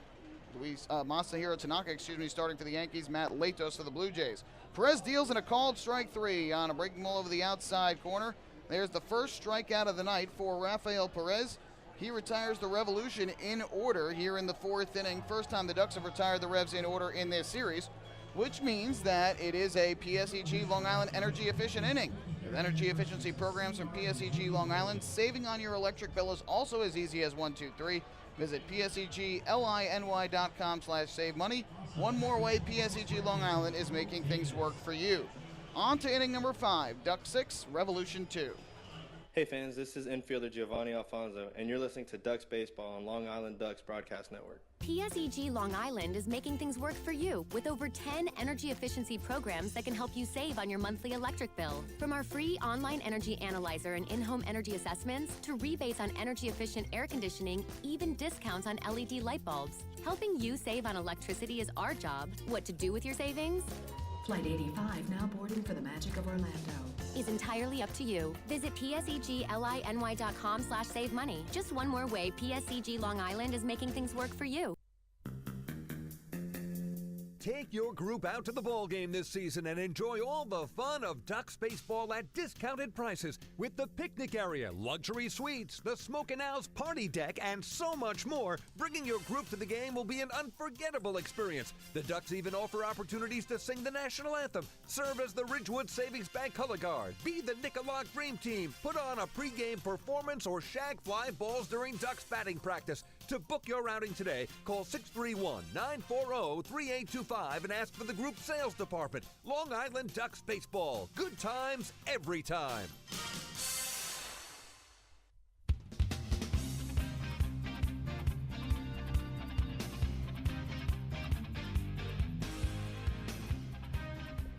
Ducks fans, chill out with a cold cup of Hampton Coffee Company gourmet iced coffee available at the concession stands at Bethpage Ballpark. Hampton Coffee is the preferred coffee of the Long Island Ducks. Visit HamptonCoffeeCompany.com or visit their cafes out in the Hamptons. Frank Gailey's night is done. Joe Van Meter will come on to pitch for the Revolution. Not the start that the Revs were hoping for from Gailey after losing last night's game 8-7 at the hands of the Ducks. York hoping to turn to their ace to get a good performance here in the second game of this series, but Gailey did not have it tonight. The Ducks took advantage. 9 hits, and 6 runs against them. Angelo Sanko to face Joe Van Meter, the new pitcher for the Revs. And the first pitch is a fastball at the knees for strike 1. Gailey, 4 innings tonight, allowed 9 hits, 6 runs, 4 of which were earned. He walked 1 and struck out 5, allowed the home run to the man at the plate, Sanko, leading off the third inning. Here's the 0-1 from Van Meter. Sanko takes another fastball and again a called strike at the knees, 0-2. 84 pitches tonight for Gailey, 52 of which were 4 strikes. 84 pitches in 4 innings. That shows you what the Ducks offense has done in this game to knock him out early. 0-2 delivery, and Sanko takes this breaking ball down in the dirt, blocked there by Allen. So neither Revolution starter in the first 2 games of this series goes more than 4 innings. Yesterday, Tyrell Harris went just 3, but that was not necessarily an effectiveness. It was more the product of the rain delay. That lasted 51 minutes. Now it's a 1-2 to Sanko, and he'll swing and miss late on the fastball for strike 3. 91 miles per hour according to the scoreboard out in right field. So there's the first out, and that will bring up Alex Berg. So Joe Van Meter is the pitcher for the Revolution. For Van Meter, this is his 4th appearance of the season, no record and no ERA. 3 scoreless innings thus far out of the pen, a hit, 2 walks, and 4 strikeouts. He has pitched well, and Mark Mason, the manager for the Revs, calling him on to stop the bleeding. First pitch, and Alex Berg takes low and outside, ball 1. And if you're just joining us, the Ducks have scored in each of the first 4 innings of this game. 2 runs in the first, 2 in the second, 1 in the third, 1 in the fourth. And that has totaled 6 runs, and they lead it 6-2. Here's the 1-0, and Berg swings it to ground ball to the left side of the hole. Brian pounds to his left field and throws on a first in time for the out. 2 quick outs induced here by Van Meter in the 5th. Van Meter last pitched back on April the 29th, this past Saturday against Somerset. Through a scoreless inning, allowed a hit and a walk, struck out 1, and took a no decision. So with 2 away and the bases empty, here's the shortstop, Dan Lyons. Top 6 batters in the Ducks order have all reached base at least once. 5 of the 6 have hits. But Berg, Lyons, and Reyes still looking for their first hit of the night. First offering, and Lyons takes a fastball low for ball 1. Van Meter stands in at 6'2", 215 pounds. Born in Manhasset on Long Island. Nassau County product, now resides in Richmond, Virginia. 1-0, and Lyons hits a bullet into center field. It's hit well, but it is going to be caught by Brandon Thomas. A hard hit baseball, but hit right at the center fielder Thomas for the final out of the inning. Ducks are retired in order for the first time in this series. They go down 1-2-3 halfway through here in York with the Ducks in front 6-2. Hey fans, this is Yuri De La Rosa, left-hander pitcher, and you are listening to Ducks Baseball on the Long Island Ducks Broadcast Network. Hey, Ducks fans, the official hotel of the Long Island Ducks is the Radisson Hotel Hauppauge, Long Island. It's centrally located on the north shore of Long Island and offers a home away from home for both business and leisure guests. The Radisson Hotel Hauppauge, Long Island features an indoor pool, 24-hour business center, a fitness center, and complimentary Wi-Fi in all guest rooms. Enjoy the contemporary American cuisine at the Fountain Grill restaurant or grab a quick bite to eat at Cafe Pronto. And best of all, it's only minutes away from Bethpage Ballpark. The Radisson Hotel Hauppauge, Long Island, the official hotel of the Long Island Ducks. Call 631-231-1100 today. That's 631-231-1100. Hey Ducks fans, stay up to date with Long Island's hometown team by visiting Quack of the Bat, the official blog of the Long Island Ducks. Quack of the Bat will bring Ducks fans beyond the headlines with in-depth feature articles, breaking news stories, game previews, post-game wrap-ups, and so much more. Interact with the team during the entire season through quotes directly from the players and coaches, as well as exclusive video clips and photos. Check out the blog today at quackofthebat.wordpress.com. Quack of the Bat, the official blog of the Long Island Ducks.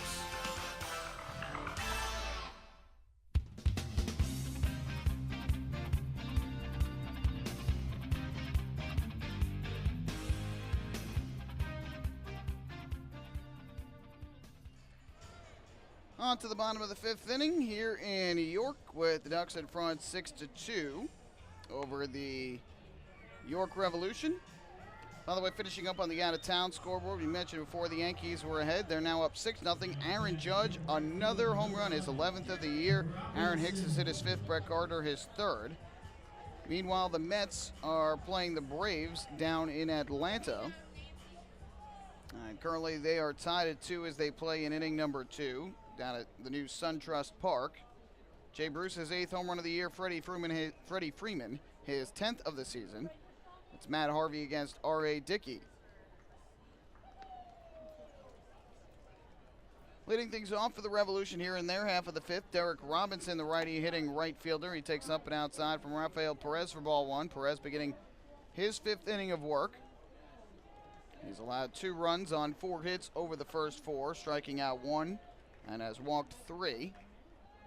Here's the 1-0. This is grounded hard but foul along the third base line. He even things up at 1-1. NHL playoff action tonight. Rangers in Game 2 at Madison Square, or Game 3, at Madison Square Garden, trailing 2-0 in the series, but they lead it 2-0 in the game on first period goals from Matt Zuccarello and Michael Grabner.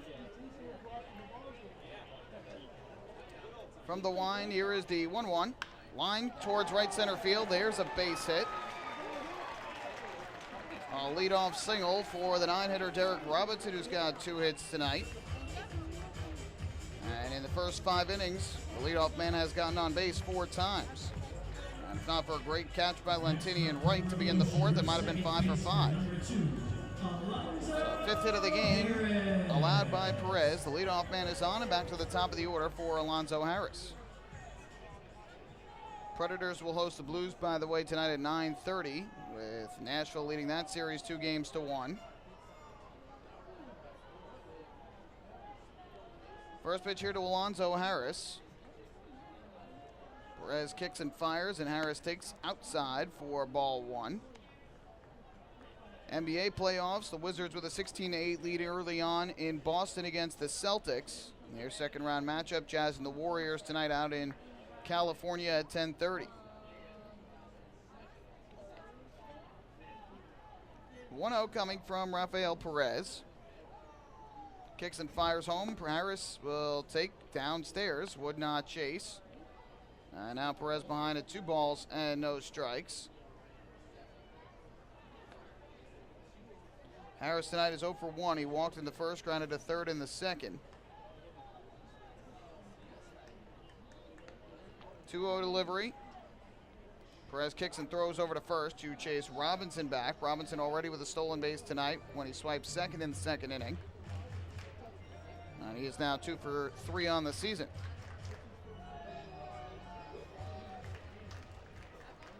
It's getting darker here in York with the sun now set and some clouds rolling in overhead.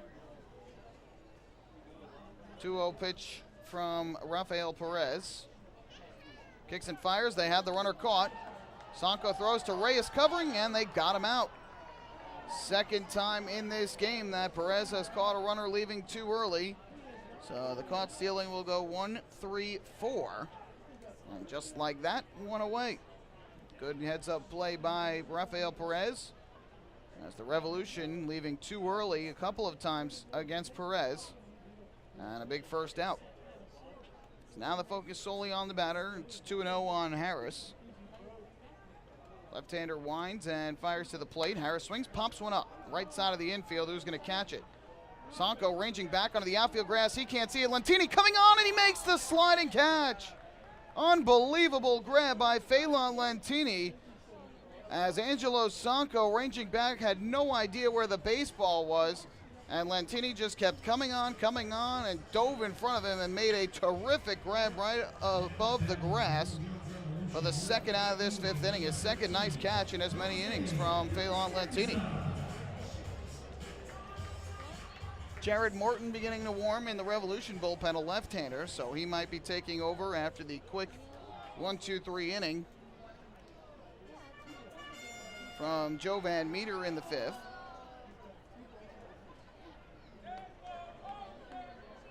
So 2 down and the base is empty. Here is Jose Constanza to the plate from the left side. First pitch on the way from Perez, and he deals a fastball strike over the outside corner. Perez has pretty much been in the mid-80s with his fastball throughout the course of the game. And again, he doesn't throw all that hard, but he's been mixing his fastball and his breaking ball pretty well throughout the course of this game. Now the 0-1 delivery, and Constanza takes another fastball on the outside corner, strike 2.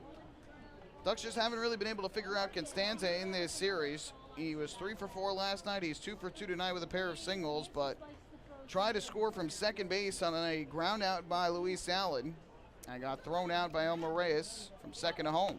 Here a fastball misses up and inside for ball 1 from Perez. That came at the time in the third inning when the Ducks had a 5-2 lead.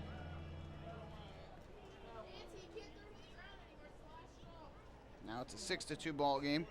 Here's the 1-2 from Perez, and Constanza slash toward short, caught on the line by Dan Lyons, and that'll do it for the fifth. So leadoff single goes by the wayside. No runs in the inning, 1 hit, nobody left on base. 5 innings through tonight at PeoplesBank Park. The Ducks remain in front by 4. It's a 6-2 advantage. Hey fans, this is pitcher Tim Melville, and you're listening to Ducks Baseball on the Long Island Ducks Broadcast Network. Going way back is Joe Holden, and he is looking up, and that one is headed to field 5 at Robert Moses. The waves are gnarly, and the Ducks have tied it at 1. That was another home run for the Ducks. And Duck fans, what's more fun than a home run that helps the Ducks win a game? How about a homer that helps the community win? Chappie's Funeral Home and the Long Island Ducks have once again teamed up for the Chappie's Home Run Challenge. If the Ducks hit 100 homers this season, Chappie's Funeral Home will donate $5,000 to the Quackerjack Foundation. So every time a Ducks hitter goes deep this season, watch for the Chappie's Challenge home run count on the scoreboard. And if we reach 100, we're all a winner. Chappie's Funeral Home, where caring for others is a family tradition.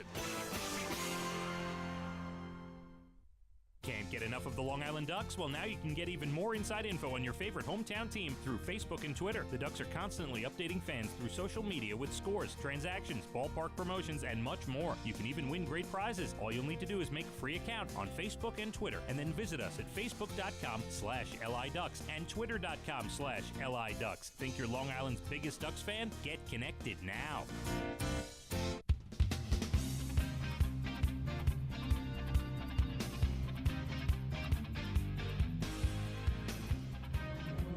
Ducks fans follow all season long as the Long Island Ducks try to beat the Chappie's Home Run Challenge. If the Ducks hit 100 home runs this year, they've already got 11. Chappie's Funeral Homes will donate $5,000 to the Quackerjack Foundation. Chappie's Funeral Homes, where caring for others is our family tradition. Nate Fryman had 4 of those 11 home runs. He departed and went to Mexico, and will be playing with Acereros del Norte in the Mexican League. A very classy message that he tweeted out today to his followers on Twitter. We'll talk about that here in the 6th inning. Fryman, who has enjoyed playing briefly in parts of 2 seasons with the Ducks, will head to Mexico after hitting 4 homers and driving in 6 runs in the first week of the season. But the Ducks have been hitting homers. They've now got 3 in the 2 games of this series. As Elmer Reyes takes downstairs for ball 1. Jared Martin is the new pitcher. He takes over for Joe Van Meter, who retired the side in order in the 5th. First time in this series that the Ducks have been set down 1-2-3 after getting at least 1 on in the first 13 innings that they came to the plate. Here Reyes with a swing and a miss, and that will even things up at 1-1. Martin comes to the Ducks after spending time with 3 different teams in the Can-Am League last year, including the Ottawa champions. So he pitched under pitching coach Billy Horn, who's now the pitching coach for Long Island. 1-1 is grounded weakly towards second. Rolls to Harris, who will throw on to first for the putout. And Reyes retired for the first out here in the 6th inning. Martin spent 7 games with the Rockland Boulders, 6 of those starts. He struggled there, 0-2 with an ERA of 5.12. 16 walks, 33 strikeouts, and 31 2/3 innings. Then went to Sussex County, and in 2 games, 1 start, he was 0-1 with a 7.11 ERA. 6 walks, 6 strikeouts, and 6 runs in 6 1/3 innings. 5 of the 6 runs earned. Back to the top of the order we go for Phelan Lentini, who will bat from the right side. First pitch to Lentini, and he takes on the inside corner, a called strike, 0-1. Finally, with Ottawa, 3 games, all starts. He was 0-1, 6.97 ERA. He allowed 8 runs in 10 1/3 innings, walked 16 batters, and struck out just 9. So a difficult year last year in his first independent action. Fastball here misses the outside corner from Martin to even the count at 1-1. Martin stands in at 6'4", 230 pounds, Bakersfield, California product. He still resides there.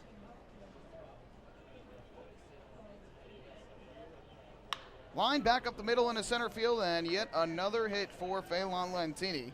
His 3rd hit of the night. He's got 2 singles and a double now, and has scored 3 times in this game. Each of the previous times he's gotten on base, he has scored. And Phelan Lentini continuing to impress, despite the fact that on August the 12th of this year he will turn 40. Shows no signs of it. He is now 9 for 9 in the stolen base department this year with 3 hits tonight. He's now got 12 hits in his first 44 at-bats. And we'll see if he tries to take off and swipe yet another bag. Here's Clary Jr., who's got 2 hits and 3 at-bats tonight. First offering to him is a fastball in for a strike. Ducks with 10 hits tonight, so back-to-back double-digit hit totals for Long Island. They had 14 in yesterday's game, which tied a season high. 0-1, Cleary Jr. a swing and a miss. Good fastball. Martin throws hard, 93, according to the scoreboard on that pitch. Over the inside corner, and Cleary Jr. behind it, 0-2. Ducks have now seen back-to-back relievers who throw the ball fastball in the lower 90s after Gailey was living in the 80s for the majority of his start. 0-2, Lentini bluffs, and this is grounded to the left side, and it goes under the glove of Pounds and into left field. Lentini around second. He's going to make his way to third. The throw comes in a second.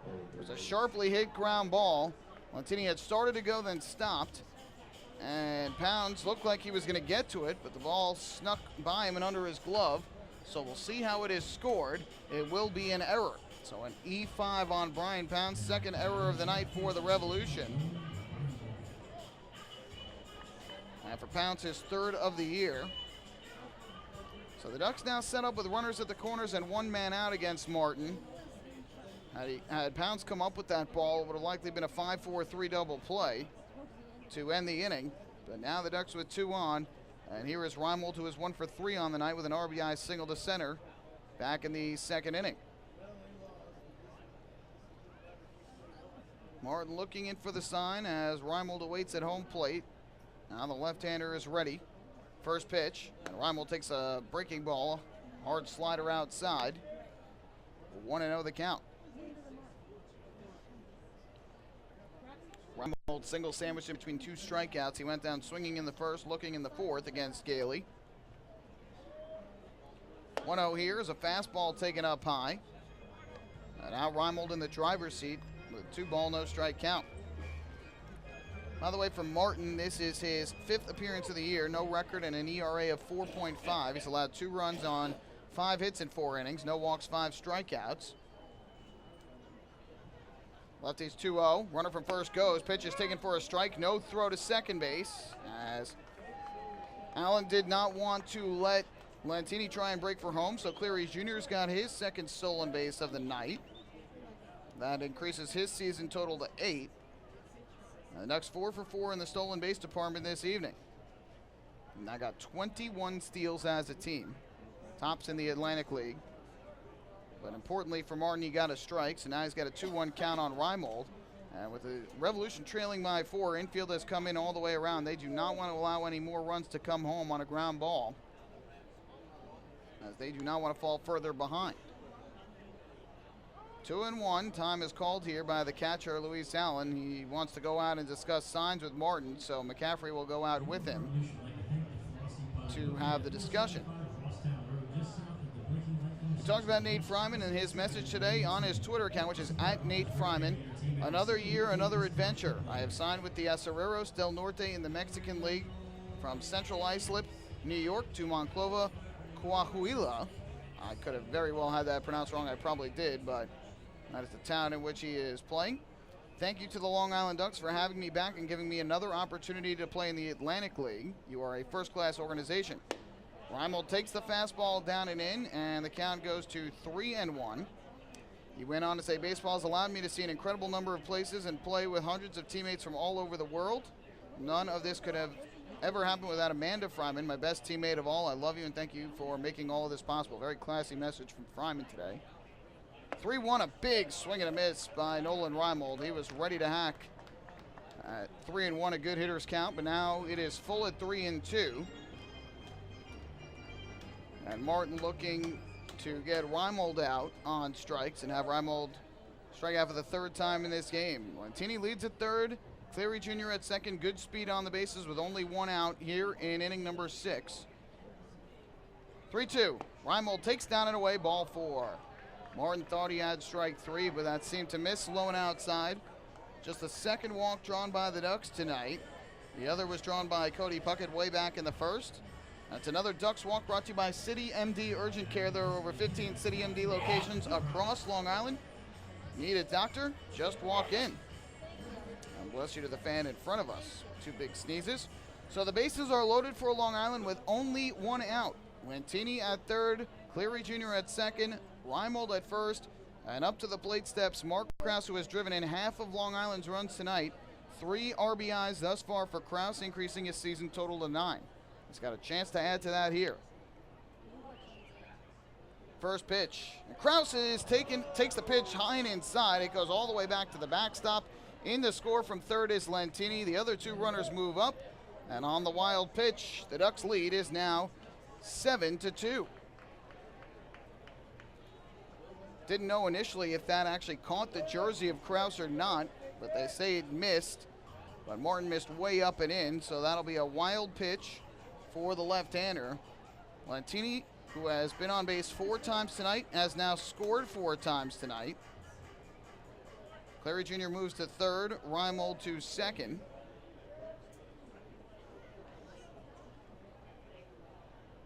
Here comes a 1-0 pitch from the lefty, and Krause takes a fastball up and away. Would not bite. It's now 2-0. So Martin has allowed 3 straight to reach with 1 out in the 6th, a single, an error, a stolen base, a walk, and now a wild pitch. And here Krause takes low and outside, ball 3. Martin doesn't look like he wants any part of Krause, who has a sac fly and RBI singles in the 2nd and 4th tonight after the sac fly in the 1st. So 3 RBIs in the game for Krause. Infield is still in all the way around for the Revs. Here comes the 3-0. See if Krause takes all the way. Pitch. He does take, and it's a fastball on the inside corner for strike 1. Seen some hitters sometimes swing away with a 3-0 count, thinking that it might be the best pitch that they see in the at-bat, but Krause takes there. Now he's in the driver's seat with a good hitter's count, 3-1. Runners lead off 2nd and 3rd. Pitch on the way. Krause checks his swing on a high fastball. He did not go, and that is ball 4. So the second walk in a row issued by Jared Martin. Kraus on for the third time tonight. Another Ducks walk brought to you by City MD Urgent Care. There are over 15 City MD locations across Long Island. Need a doctor? Just walk in. So the bases loaded again for Long Island. They lead at 7-2 and a chance to blow this game wide open. Cody Puckett will step to the plate from the right side. Over 2 with a walk tonight. No action in either bullpen right now. The first pitch to Puckett is a fastball that misses upstairs. Ball 1. Martin has just had a lot of trouble finding the strike zone, and that is going to bring Paul Fletcher, the pitching coach for York, out of the dugout. Martin has thrown 21 pitches in this inning, just 10 of them for strikes. And Fletcher going to try and calm down his left-hander. And again, for both sides, they want to really limit how many relievers they have to use in this game. Again, 2 9-inning games scheduled for tomorrow in a day-night doubleheader. A quick turnaround for an 11 a.m. start. And then after the start, at 11 o'clock, 9-inning game, a break, and then a 6:30 start in game 2. The Ducks especially looking to limit their relief usage tonight with the fact that Dennis O'Grady is starting game 1. They have not yet announced a starter for game 2, but will likely be a relief pitcher as well.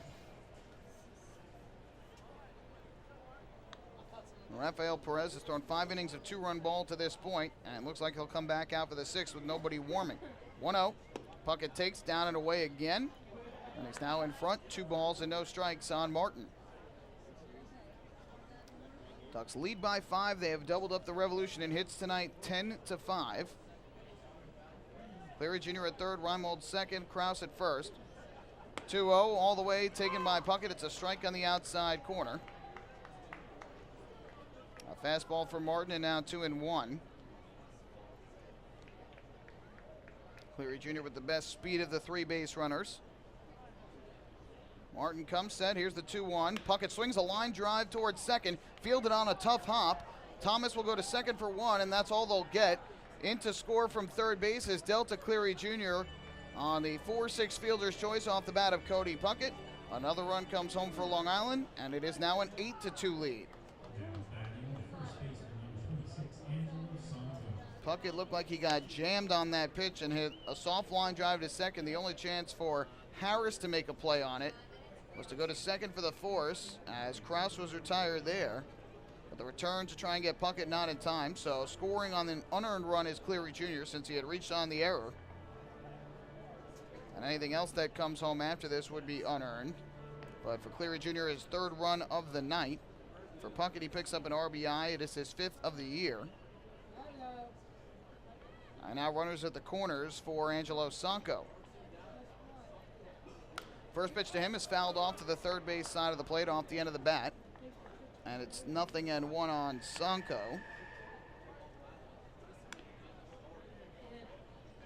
Tonight, Sanco 2 hits and 3 at-bats, an RBI single in the first and a solo home run right in the third. So he has picked up 2 more RBIs, doubling his season total to 4.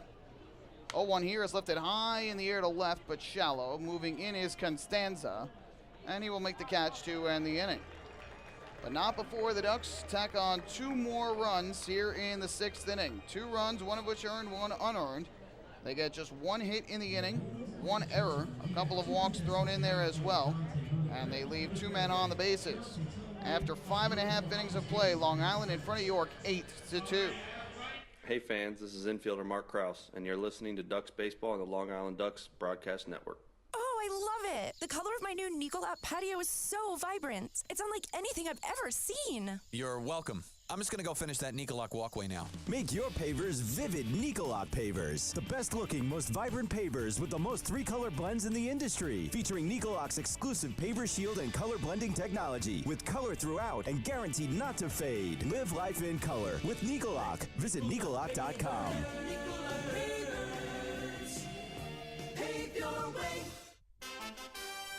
Have your birthday at the ballpark this season and celebrate with the flock. Kona Ice birthday party packages with the Long Island Ducks are now available. Each package includes 10 box seats, a commemorative birthday t-shirt and autographed baseball, a pizza and Kona Ice party in the Hebrew National Picnic area, and so much more. Best of all, the birthday child will stand on the dugout while the entire crowd sings happy birthday. Reserve your party today by calling the group sales department at 631-940-3825. Kona Ice birthday parties with the Long Island Ducks, a once-in-a-lifetime experience.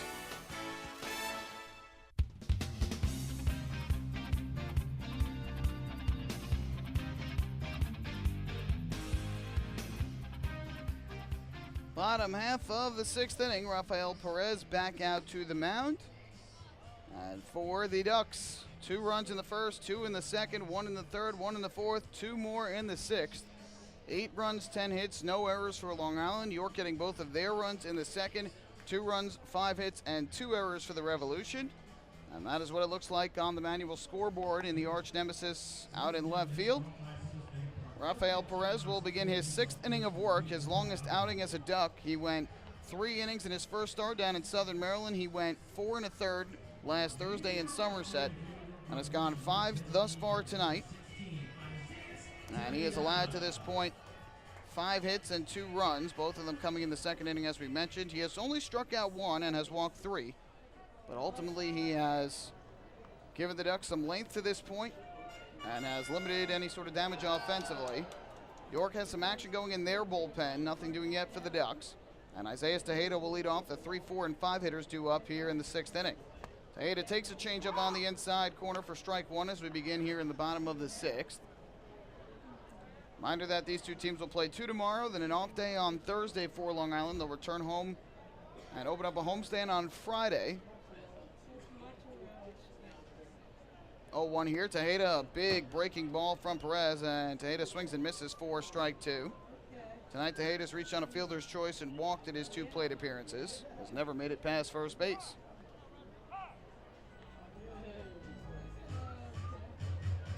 Timeout called by the first base umpire, William Reuter, as a ball came out onto the field from the York bullpen in right.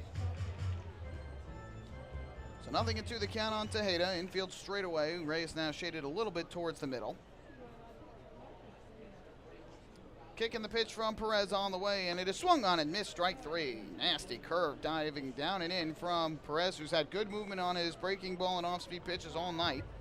Second strikeout of the evening. So 1 away in the bottom half of the 6th, and now the lefty swinging Michael Burgess will come up to bat.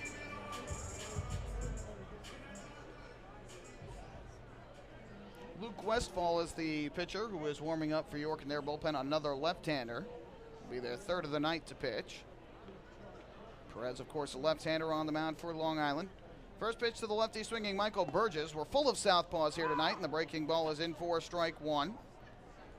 Burgess has grounded to first and popped to second in his 2 trips to the plate this evening. The ground out in the first and the pop-up in the 3rd. From the windup, Perez kicks and fires. The 0-1 is a fastball. That catches the outside corner. Perez coming out throwing strikes here in the 6th inning. It's quickly ahead 0-2 with a lefty hitter at the plate. Puckett way off the bag at third in the hole between third and short. If it were normally that way, and Lyons is shaded up the middle at short. 0-2, and this one off the outside corner. Try to get Burgess to chase, but he would not. And so it is 1-2. Ken Perez spent most of his career as a relief pitcher, but started in the Mexican League in 2015, and now a starter here for the Ducks here in 2017. The 1-2 to Burgess, a swing and a miss, strike 3. Back-to-back nasty breaking balls to strike out Tejeda and Burgess. Make it 3 strikeouts now for Perez, and 2 away for York in this bottom half of the 6th inning. Right now, Perez is at 90 pitches for the ball game. Kevin Baez said that he is expecting Perez to give him 100 pitches tonight. So this might be the last inning if he makes it through. Here is Luis Allen, who is 0 for 1. First pitch on the way to the righty swinging catcher. He is off the outside corner for ball 1. Allen drew a walk in the second innings, came around to score on the sac fly from Ryan Dent, and then grounded into that odd 5-4-2 double play in the third.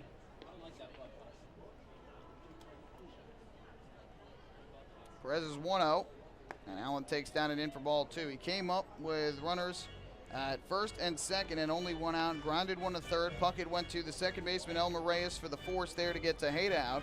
Constanza, who was running at second, got to third and then tried to round third and come home to score. And Elmer Reyes with a heads-up play through home. And Alex Berg applied the tag on the side of Constanza for the out at the plate. 2-0. And Allen pops one up, right side of the infield. Angelo Sanko right along the line in fair territory will make the catch. A 1-2-3 inning from Rafael Perez. And if that is all for the left-hander, job well done tonight. A quality start to this point with 6 innings of 2-run ball. York goes in order in the 6th, which means we move to the 7th here at PeoplesBank Park. 8-2 Long Island out in front. Hey fans, this is pitcher Keith Couch, and you're listening to Ducks Baseball on the Long Island Ducks Broadcast Network. M&V Limousines is the official bus company of the Long Island Ducks. Family owned and operated, they've been in the business for over 24 years. M&V Limousines offers coach buses with Wi-Fi and restrooms, party buses, exotic limousines, and also recently acquired Hampton Luxury Liner with regular service from New York City to the Hamptons. They also offer a variety of vineyard tour options. Whether you're looking for transportation for weddings, proms, corporate outings, or long-distance trips, they've got the right vehicle for you. Visit their showroom in Comac or check them out online at mvlimo.com. M&V Limousines and Hampton Luxury Liner, the official bus company of the Long Island Ducks. Family fun every time. Beautiful evening for baseball. Big action every time. He reaches up, it's gone! Great value every time. And the Ducks have won it 7-1.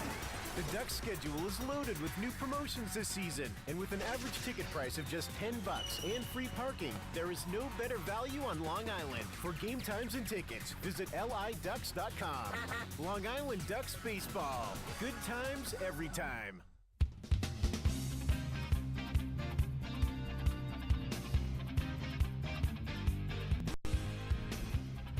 Ducks fans, don't forget to stop by the Waddle Inn Shop on your next visit to Bethpage Ballpark. Exclusive, hard-to-find Ducks memorabilia. Well, that's where it's on sale. Proceeds benefit the Quacker Jack Foundation, the charitable arm of the Long Island Ducks. Say hello to Will and Sarah in the store. Don't be too kind to Sarah, though.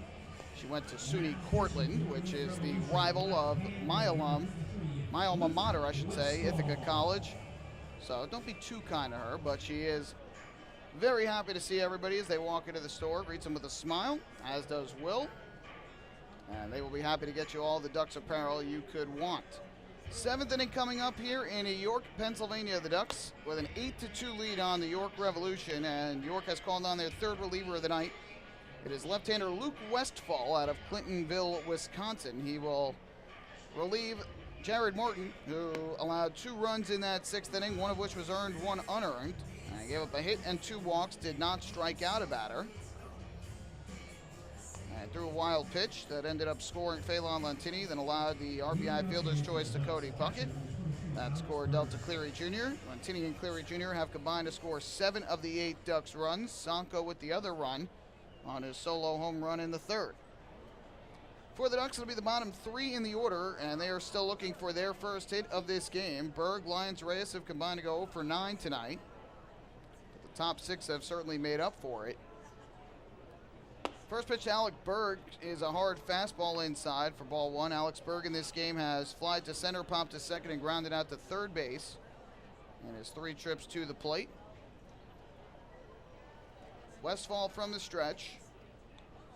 The 1-0. And that misses down and in. Westfall wanted the strike there. 2-0 on Berg. I think Berg and Blanco will split the catching duties tomorrow with the day-night doubleheader. I'm sure Giovanni Alfonso will get into the action as well during one of the 2 games. Wind in the 2-0. Berg swings, lifts one deep in the air down the right field line, slicing into the corner and foul. Hit that ball well, but it just went to the right of the foul pole, which is 325 feet away from home plate down the right field line. Hit off of the rightmost of the yellow picnic tents above the home run patio. So now a 2-ball, 1-strike count on Berg. 2 homers, 7 RBIs on the season entering tonight's action. Westfall out of the wind. Here's the 2-1. Berg swinging a high pop-up in the air on the infield. Third baseman Brian Pounds coming in, and he will make the catch. And Berg is retired for the first out here in the 7th inning.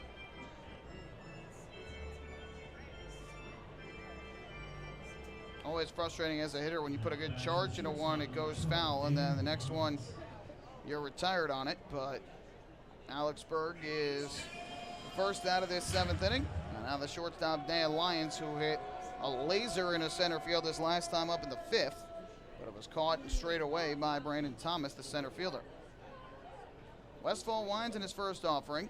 Lyons takes a fastball below the knees. It's 1-0. Westfall stands in at 6'3", 230 pounds. A left-handed pitcher. He's 27 years old.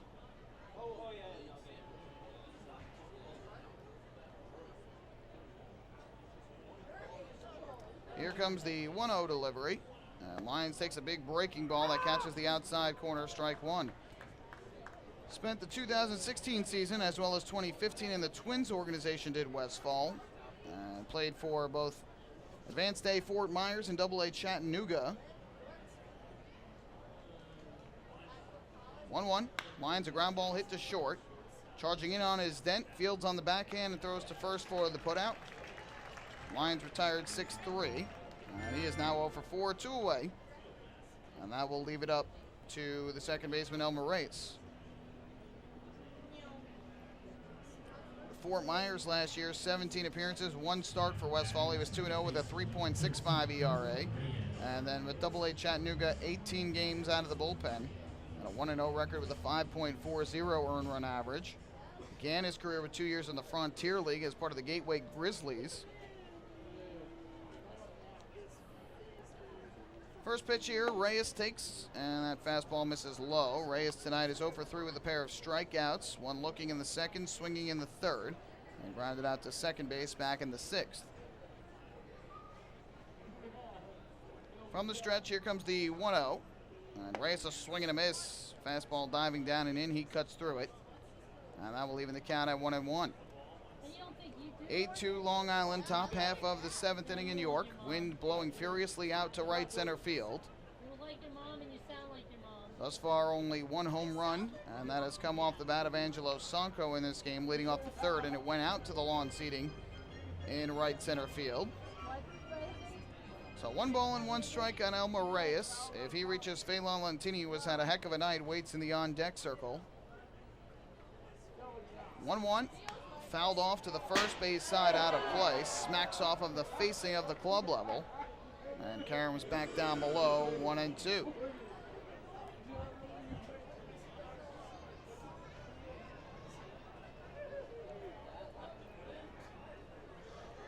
Joe Van Meter retired the Ducks in order in the 5th.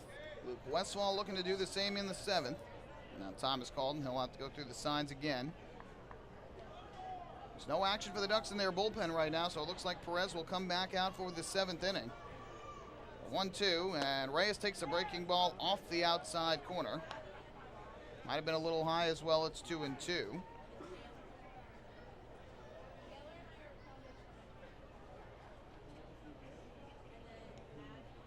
Infield straight away for Reyes. The line and the offering. Reyes a swing and a miss, strike 3. A nasty breaking ball down and in. Thrown by Westfall. So he strikes out 1 in a 1-2-3 7th inning. Time to stretch here in York. Ducks with an 8-2 lead over the Revolution.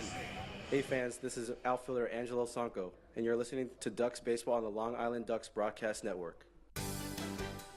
Long Island's Ford Giant is celebrating its 60th year anniversary. Stop by Sayville Ford to check out their state-of-the-art showroom featuring enclosed service drives, luxurious customer lounge, and a larger selection to choose from. Get giant savings on hundreds of new and used vehicles in stock. Sayville Ford's 60th anniversary celebration is going on now. Visit SayvilleFord.com or download the Sayville Ford app today to learn more about Sayville Ford's 60th anniversary savings. Call 631-589-4800 today.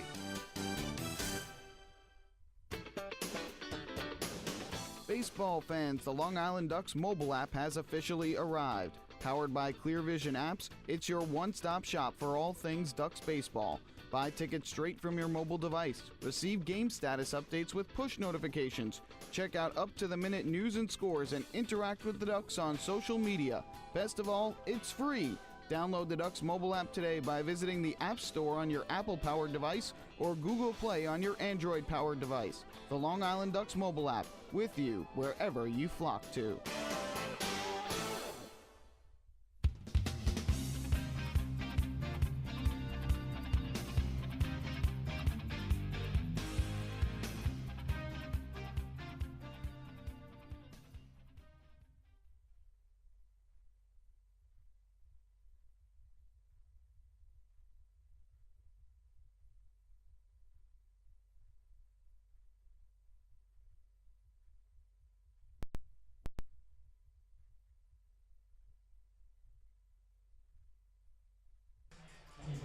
Back here in York as we move to the bottom half of the 7th inning. Michael Pollock bringing you all the action from PeoplesBank Park. It's the Ducks 8 and the Revolution 2. Long Island has doubled up the Revs in the hit column as well, as Long Island with 10 hits and the Revolution, with 5.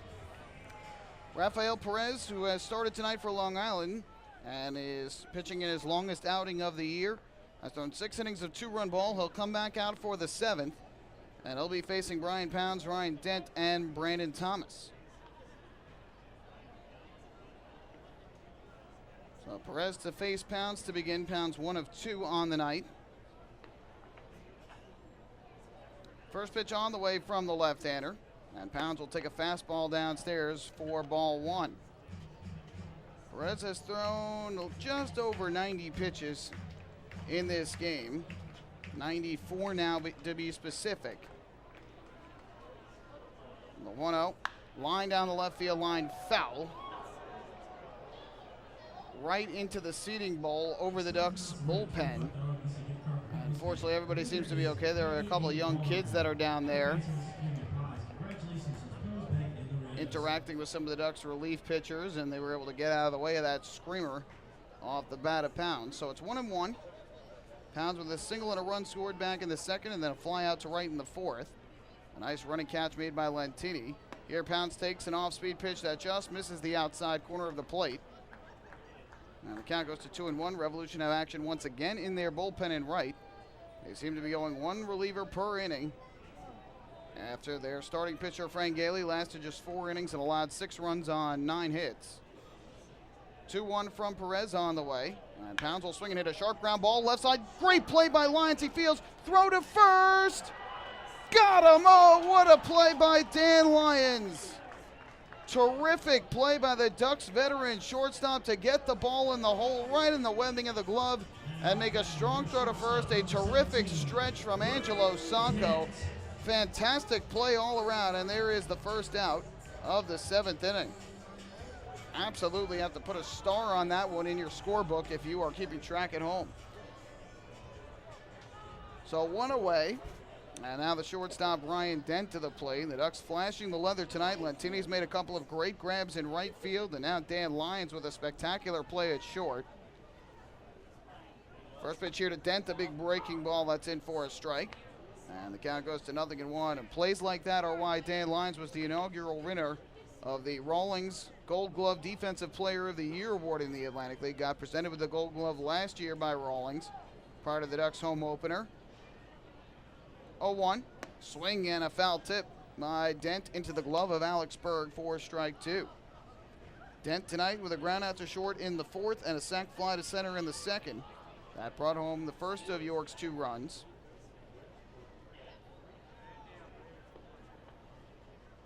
Here comes an 0-2 from Rafael Perez. And Dent will swing and hit a little tapper at third base side of the mound. Perez off the rubber to field it. He bobbled the baseball and will have no play. I'm not even sure if he would have had to play if he fielded it cleanly. We saw Perez with a tough throw to second earlier in the game. It's going to be a base hit for Ryan Dent, the 6th hit for the Revolution. So a 1-out base runner here in the 7th for York. That's their first base runner since the Robinson leadoff single in the 5th. 6 in a row had been retired by Perez.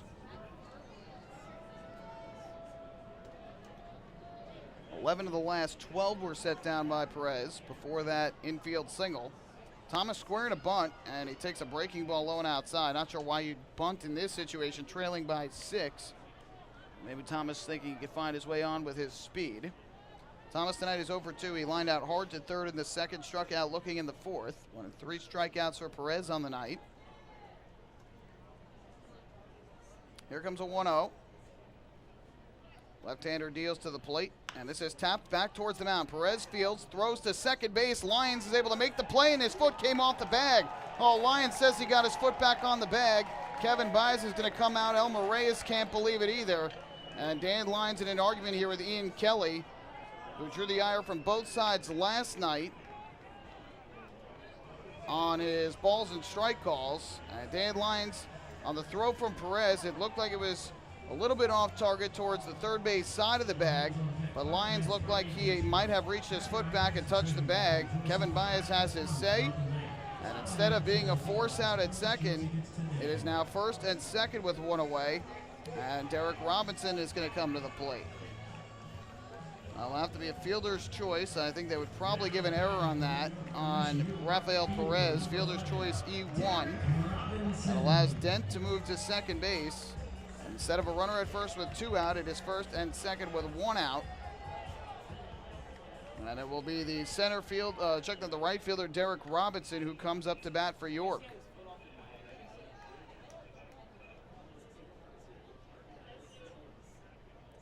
Perez comes set, looks to second. The first pitch here is a breaking ball for a strike.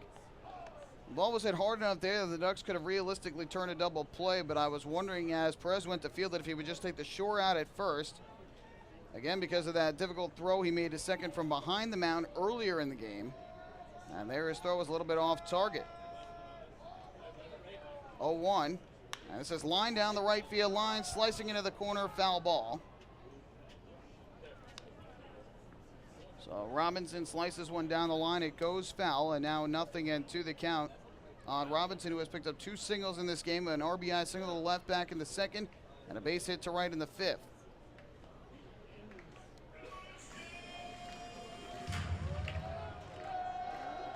So Perez, who was hoping to have the second out here in this 7th, still only has 1. The runners lead from first and second with 1 away. Now Perez will step off and go through the signs again with Alex Berg.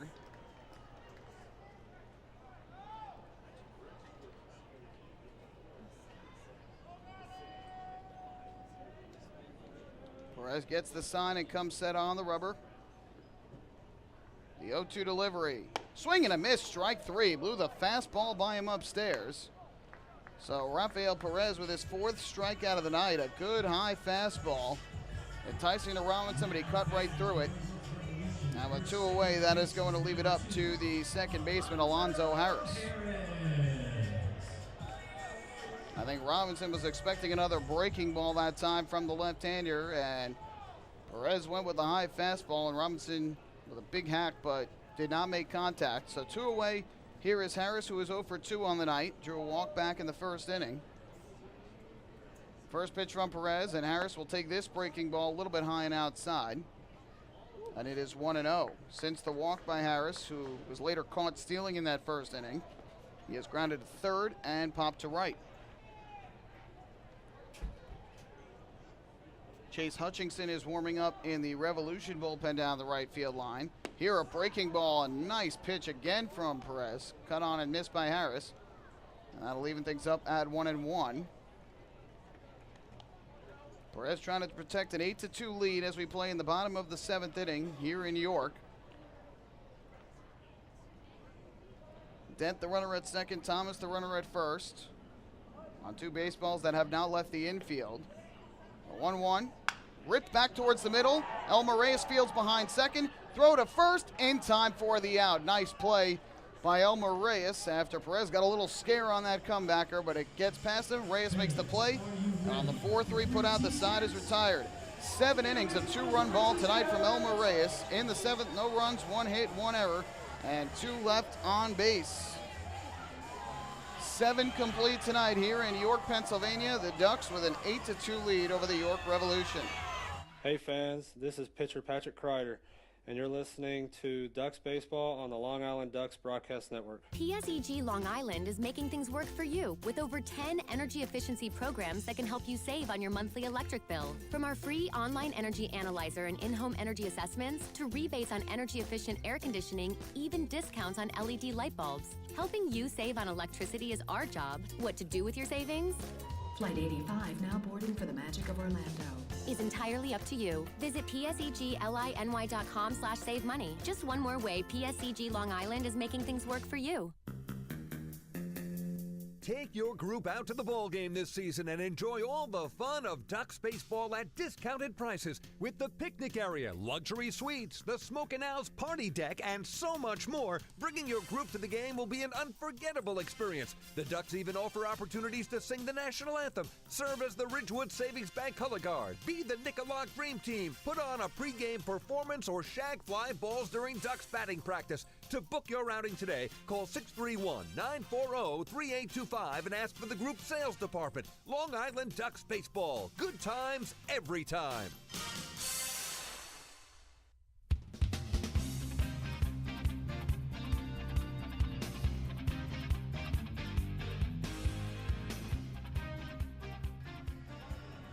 To the 8th we go here in York. 7 innings of 2-run ball tonight from left-hander Rafael Perez. No doubt his best start as a member of the Ducks. Have to think he is likely done. Again, Kevin Bias said he was expecting him to go 100 pitches this evening. And if he is done, he is at 108 right now, 72 of them for strikes. But he has certainly done the job tonight. He's given the Ducks length. He has kept the Ducks in this game after they took a big lead early on, and it is 8-2 Long Island as we head to inning number 8. It'll be the top of the order for the Ducks, which has been terrific tonight. And after a scoreless inning from Luke Westfall in the 7th, in which he did not allow any hits, runs, or walks and struck out 1, it'll be the 3rd straight lefty out of the bullpen for York. Chase Hutchinson will come on to pitch. So he'll face Phelan Lentini as we begin in the 8th. Lefty pitcher against the righty batter. The first pitch is in for a called strike, 0-1. Lentini has been on base all 4 times he's come up to bat. Single, reached on an error, a double, and a single. 0-1. This is lifted in the air to right, shallow. Long run in for Robinson, but he will get to the spot and make the catch. So for the first time tonight, Phelan Lentini has been retired. He has also scored 4 runs this evening and has stolen 2 bases. So that is the first out here in the 8th. And now it'll be Delta Cleary Jr. Zach Treese was warming up at the very end of the 7th inning. I'm not sure if he is still out there or if it is somebody else, but Treese was the man warming earlier in case Perez got into some more trouble in that 7th inning. Here's Cleary Jr., who's got 2 hits and has scored 3 times tonight. He takes the first pitch over the inside corner for strike 1. Chase Hutchinson appearing in his 4th game of the year, 1-0 record, has not allowed an earned run, 1 unearned run in 2 innings on a hit and 3 walks. He has yet to strike out a batter. And here Cleary Jr. way out in front of a breaking ball, diving down low. Is now behind in the count at 0-2. Reached on an error in the 6th, then scored on the fielder's choice by Puckett, a fly out to center in the 4th. Singled and scored in the 2nd, singled and scored in the 1st. He's also stolen 2 bases tonight. 0-2, fouled off to the first base side, out of play. We'll do it again at 0-2. Hutchinson comes to the Revolution after spending 7 seasons in the New York Mets organization. Was signed by them in 2010 as an undrafted free agent. Reached all the way up to the AAA level, but never to the big leagues. Breaking ball here, cut on and missed by Cleary Jr. He chased down and away. So that is the 8th strikeout for York pitching tonight. First for Hutchinson, and with 2 outs, that will leave it up to Nolan Reimold. Hutchinson was teammates for part of last season with Mark Krause of the Ducks, as Hutchinson played 22 games with AAA Las Vegas. Was 1-1 with a 5.93 earned run average. First pitch to Reimold. He'll swing and smack one foul down the right field line right into the Revolution bullpen. where all the pitchers are sitting right at the front of the seating bowl, angled towards home plate. So 0-1 on Reimold, who has an RBI single and a walk among 4 plate appearances tonight. He's also struck out twice. 0-1. He takes the fastball upstairs, would not bite. That evens the count at 1-1. Hutchinson also pitched with the Mets' rookie-level affiliate in Florida. 3 games, 1 start, no record of 3.38 ERA. And pitched a scoreless inning for Advanced A St. Lucie last year. 1-1. That fastball way up and outside. So the left-hander behind it, 2-1. He stands out on the mound at 6'5", 215 pounds. Out of Fayetteville, Arkansas, just turned 28 years old on April the 14th. Two and one here on the righty swinging Reimold. Hutchinson's 2-1. That misses outside. It's 3-1. Normally when people see Hutchinson, they think there's a T between the U and the C, but there is none. It's Huchinson.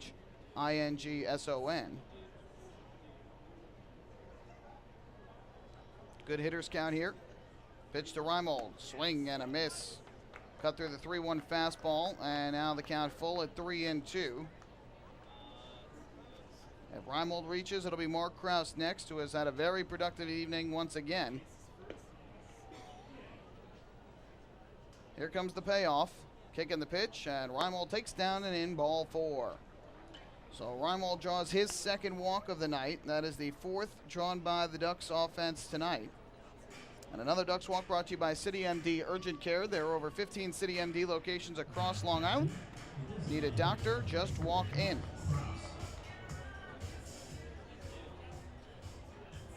So Reimold to first with 2 away, and that will give Mark Krause another opportunity to add to his RBI total tonight.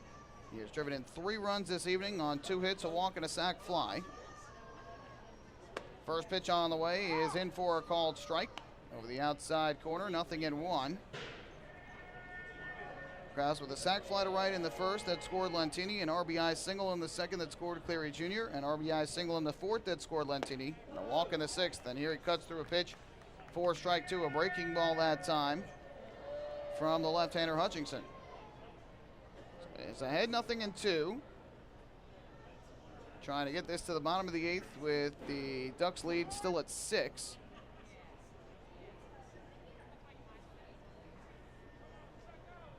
York obviously cannot afford to fall behind any further here in this ball game. 0-2 delivery, and Krause will take a breaking ball that is on the inside corner, strike 3 called. So 2 strikeouts in the inning for Hutchinson. Krause retired without producing a run for the first time in this game. So here in the 8th, no runs, no hits, a walk and a runner left on base. To the bottom half of the inning we go, 8-2 in favor of Long Island. Hey fans, this is pitcher Zach Treese, and you're listening to Ducks Baseball on the Long Island Ducks Broadcast Network. Hey Ducks fans, the official hotel of the Long Island Ducks is the Radisson Hotel Hauppauge, Long Island. It's centrally located on the north shore of Long Island and offers a home away from home for both business and leisure guests. The Radisson Hotel Hauppauge, Long Island features an indoor pool, 24-hour business center, a fitness center, and complimentary Wi-Fi in all guest rooms. Enjoy the contemporary American cuisine at the Fountain Grill restaurant or grab a quick bite to eat at Cafe Pronto. And best of all, it's only minutes away from Bethpage Ballpark. The Radisson Hotel Hauppauge, Long Island, the official hotel of the Long Island Ducks. Call 631-231-1100 today. That's 631-231-1100. Bethpage Ballpark is a great place to watch a ball game, so why not do so from some of the best seats in the house? The Ducks are proud to present the brand new Long Island Ducks Beer Garden. Open for all fans on nights when the Smokin' Owl's party deck has not been reserved, the Beer Garden will feature a variety of frosty draft and bottled brews, as well as several food choices. The area has been decked out with bar rail seating and Ducks branded furniture to provide a comfortable atmosphere for everyone. Be sure to stop by and check out the brand new Long Island Ducks Beer Garden on your next visit to the ballpark.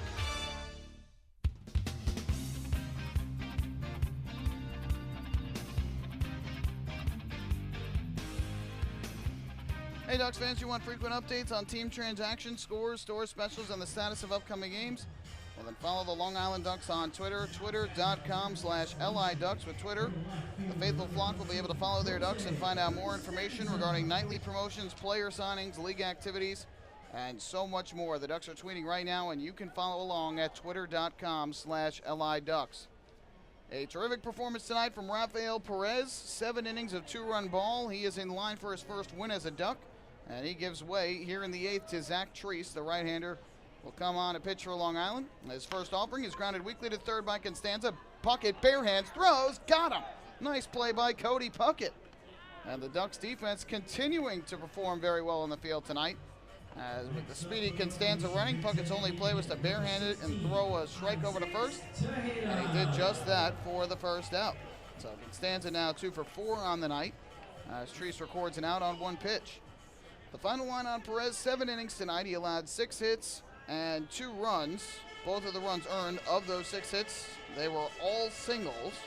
And of those 6, 2 of them did not leave the infield. They were both comebackers to Perez, which he was unable to get the glove on. First pitch here, and there is a called strike. Fastball over the outside corner to Tejeda, 0-1. 3 walks, 4 strikeouts for Perez, 1 wild pitch. And he threw 109 pitches total, 72 of them for strikes. Exactly what the Ducks needed out of him tonight.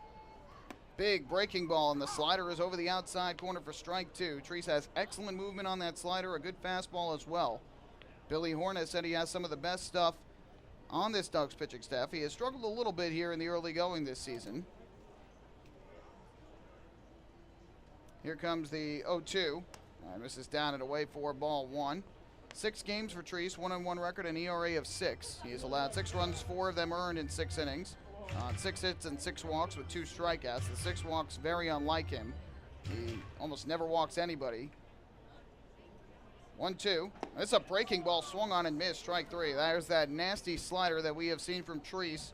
We saw it very often last year during the Ducks postseason run to the Atlantic League Championship Series. First strikeout for him, 5th to Ducks pitching. And 2 quick outs here in the 8th. That'll leave it up to Michael Burgess. Treese last year spent the majority of the season pitching for River City in the Frontier League. 3-1, a 1.86 ERA in 41 games for them, and 22 saves. First pitch is taken low for ball 1 by Treese. It looked like it shook up Berg a little bit, so home plate umpire McCaffrey throws it out to Treese to give him some extra time.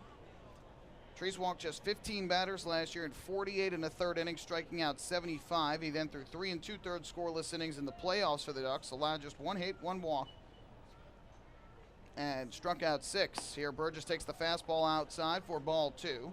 Houghton Buchanan, who was last night's losing pitcher for the Revolution, is now warming in their bullpen down the right field line. With Burgess at the plate, Puckett plays well off the bag at third. 2-0 is swung and grounded to second. Sharply hit, but right at Elmer Reyes. He'll throw on to first.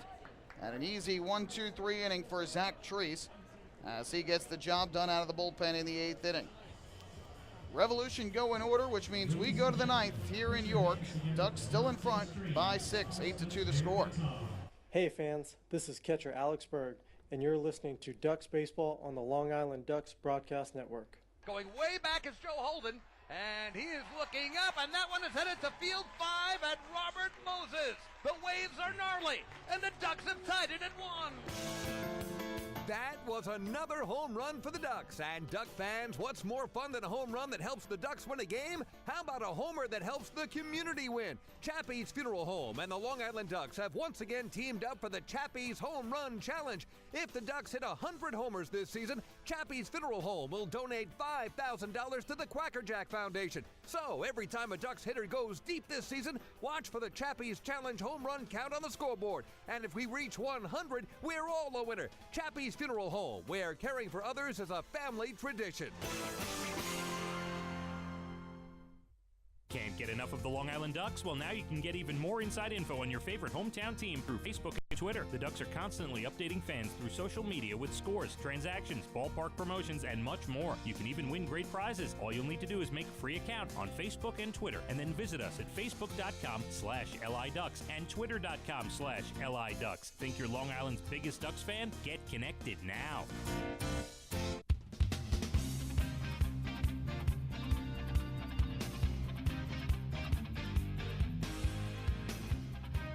To the ninth inning here at PeoplesBank Park. Long Island Ducks with an 8-2 lead, over the York Revolution, who have 6 hits in the ballgame, 2 runs on 6 hits and 2 errors. The Ducks with 8 runs on 10 hits and 1 error. Long Island scoring 2 in the first, 2 in the second, 1 in the third, 1 in the fourth, and 2 more in the sixth. Both of York's runs coming in the second inning. So we head to the ninth inning. Houghton Buchanan, who lost last night's game after allowing the RBI signal to Elmer Reyes, which followed a double from Dan Lyons in the 8th. He will come on and pitch for the second straight night. He relieves Chase Hutchinson, who threw a scoreless inning in the 8th, allowed a walk, but nothing further, and struck out 2. So leading it off will be Cody Puckett, the third baseman and 5-hitter for the Ducks. He'll be followed by Sonko and Berg. The first pitch to Puckett is up and inside for ball 1. No action right now for the Ducks in their bullpen down the left field line. Zach Treese just pitched in the 8th. It's not a save situation, so can't imagine they would go to Ardsma as Puckett takes low and outside for ball 2. And we'll see if Zach Treese maybe comes out and pitches yet again. He did not pitch last night for the Ducks, but did pitch an inning on Sunday. 24 pitches and allowed 3 runs on 2 hits. For this pitch is outside again. And Puckett quickly ahead in the count at 3-0.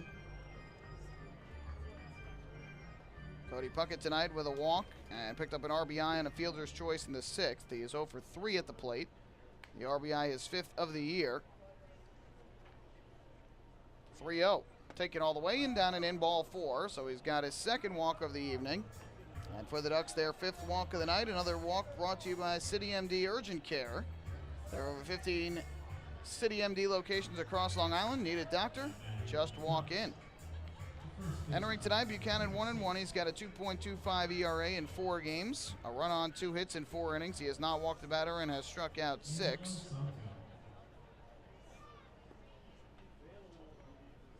So here is Sonko, who tonight is 2 for 4 and has driven in 2.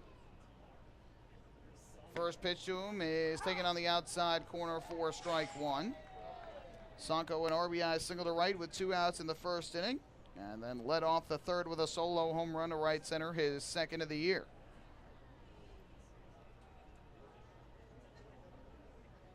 From the stretch, here's the 0-1. And Sonko lifts one high in the air, foul down the left field line, twisting out of play. And the lefty hitter now behind it 0-2. Ducks bidding to make it back-to-back wins to open up this series and get back to 500 at 6-6. They will not get any closer in the Liberty division as Somerset has won again tonight up in New Britain. 0-2 is off the outside corner for ball 1. We'll have all the final scores from around the Atlantic League, Major League Scoreboard, and NHL NBA playoffs coming up during the post-game show, so you'll want to stay tuned for that. Puckett continues to lead at first base, and it will be a 1-ball, 2-strike pitch from Buchanan. Kicks and fires, and Sonko takes a breaking ball on the inside corner, a called strike 3. But Tim McCaffrey really does not get emphatic at all or make it known that it is a strikeout. But Sonko started back to the dugout before McCaffrey even made the call. So there is the first out. Strikeout number 10 tonight for the Revolution pitching staff.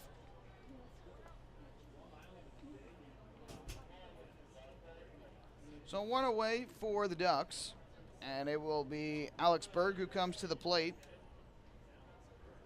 Houghton Buchanan comes set at the belt. And his first pitch to Berg, taken up and inside for ball 1. Just announced the attendance here tonight, 2,326, an improvement on last night's total of 1,062.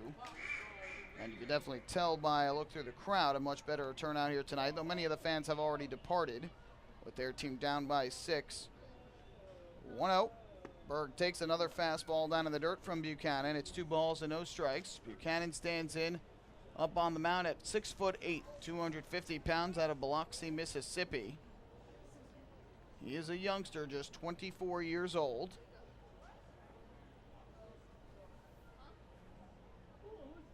Now the 2-0. Berg takes again up high. And Buchanan 1 pitch away from walking his second batter of the inning. Walked Puckett on 4 pitches to open the inning, and now behind at 3-0 on Alex Berg.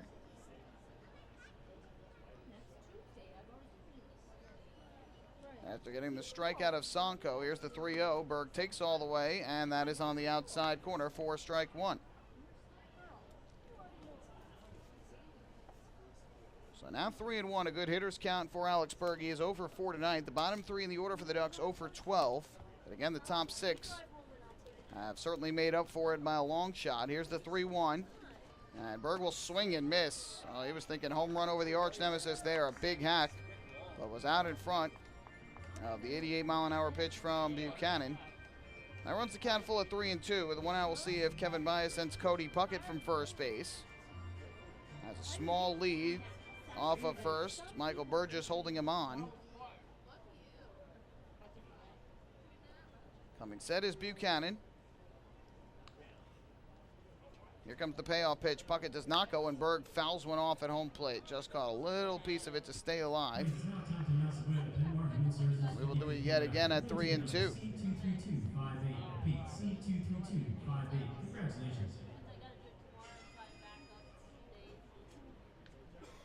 Eight to 2 Ducks as we play here in inning number 9 at PeoplesBank Park.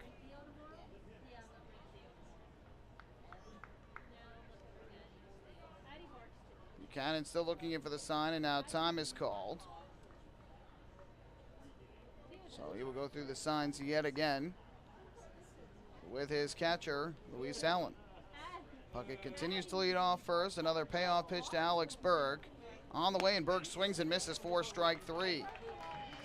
Got him to cut through the fastball over the outer half of the plate. Back-to-back strikeouts for Buchanan. 2 down for the Ducks here in the top of the 9th inning. And now Dan Lyons will step up to the plate. So a tough night for Alex Berg, who last night had 2 hits and 5 at-bats for the Ducks. 2 away, and here is Lyons, who has also gone 0 for 4. A strikeout, 2 pop-outs, and a ground out. He hit a bullet to center field, though, in the 5th, but right at Brandon Thomas. First pitch here is fouled off back to the screen behind home plate. Strike 1 to Lyons. Buchanan looking to bounce back with a scoreless inning after he allowed the game-winning run last night. He had allowed a double to Lyons with 1 out in the inning. Down the left field line, and then Elmer Reyes came up and shot a single to left center. That scored Lyons from second. Now the 0-1 pitch. Lyons takes a breaking ball down in the zone, would not chase. And that will even up the count at 1-1. Buchanan last year, 23 appearances for Birmingham Bloomfield in the United Shore Professional Baseball League. 2-2 record of 4.21 ERA. 1-1 here, hits Lyons in the back. 88-mile-an-hour fastball came up and caught Lyons near that left shoulder blade. He's all right. He makes his way down to first. That's the 3rd time Lyons has been hit by a pitch this year. So Puckett will make his way to second. It's the first time any of the bottom 3 in the order have reached base in this game for the Ducks. And now Elmer Reyes with a chance to drive in another run against Buchanan and extend this Ducks lead, which is currently at 6. Buchanan continues to work out of the stretch. First pitch on the way to Elmer Reyes, and he'll take a fastball way upstairs for ball 1. Reyes got off to a red-hot start this year, but he's 0 for 4 today with 3 strikeouts. Now is 1 for 8 in the series, but did have the big RBI last night when it counted the most. Puckett leads at second, Lyons at first with 2 away. Here's the 1-0, and Reyes takes down in the zone, would not bite. On a hard sinker from Buchanan, it's 2-0. So a good hitter's count now for the Ducks' second baseman. Again, there's no action in Long Island's bullpen, so it looks like Zach Treese will pitch 2 innings here in this ball game to close it out, or at least try to close it out. 2-0. Reyes lays off another high fastball. It's 3-0. And if he misses again, that'll load up the bases for Phelan Lantini, who has 3 hits in the ball game. I have to think Reyes will take all the way here with a 3-ball, no strike count. Cannon set. Here's the delivery, and Reyes takes high, ball 4. So 4 straight out of the zone to the 9-hitter Elmer Reyes. Another walk for Long Island. And it's brought to you by City MD Urgent Care. There are over 15 City MD locations across Long Island. Need a doctor, just walk in.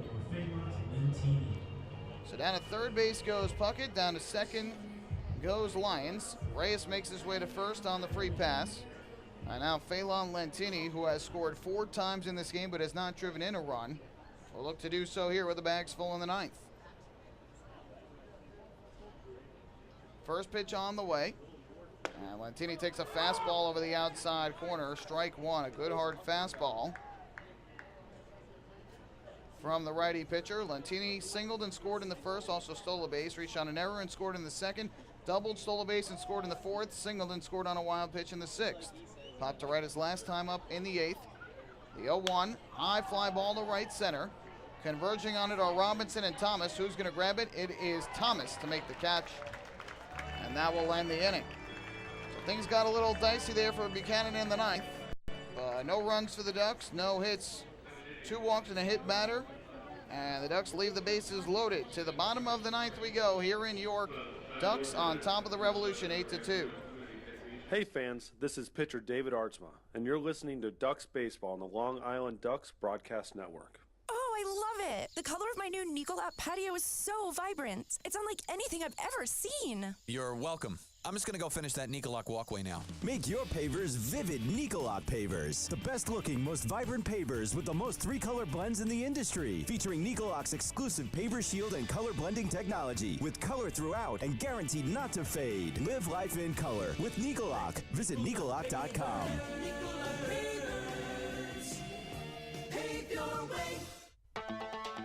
Hey Ducks fans, stay up to date with Long Island's hometown team by visiting Quack of the Bat, the official blog of the Long Island Ducks. Quack of the Bat will bring Ducks fans beyond the headlines with in-depth feature articles, breaking news stories, game previews, post-game wrap-ups, and so much more. Interact with the team during the entire season through quotes directly from the players and coaches, as well as exclusive video clips and photos. Check out the blog today at quackofthebat.wordpress.com. Quack of the Bat, the official blog of the Long Island Ducks.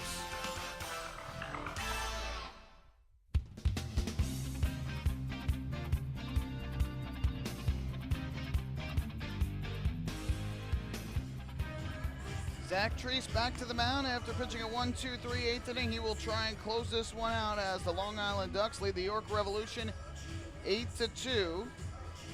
Ducks got an early 2-0 lead in the first inning, thanks to a sac fly from Mark Krause and an RBI single from Angelo Sanko. They made it 4-0 in the second on back-to-back RBI singles from Krause and Reimold. Reimold first, then Krause. York got both of their runs in the second, a sac fly from Dent, a single driving a run from Robinson. The Ducks made it a 3-run game in the third on Sanko's solo home run. They added another in the fourth on the RBI single from Mark Krause, and 2 more in the sixth inning on a wild pitch and an RBI fielder's choice off the bat of Cody Puckett. So we go to the bottom of the 9th with the lead still 8-2. Treese will face Luis Allen, the catcher, to begin. And the first pitch slider misses off the outside corner for ball 1. Treese pitched in the 8th, got a ground out to third from Constanta, a strikeout of Tejeda, and a ground out from Michael Burgess. 1-0. Ripped back towards the middle. Dan Lyons to his left will gobble it up. And he throws on a first in time for the out off the bat. And I thought that was ticketed to center, but wasn't hit as hard as it looked. And Lyons, showing his great range, makes the play. 1 away here in the 9th. And that'll bring Brian Pounds, the third baseman, to the plate.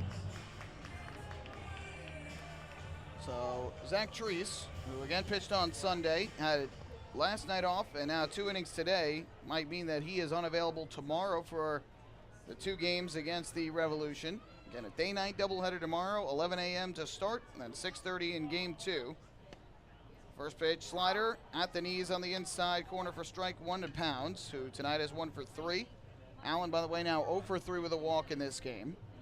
Allen and Pounds have scored the only 2 runs for the Revolution tonight. 0-1 is fouled off to the first base side out of play.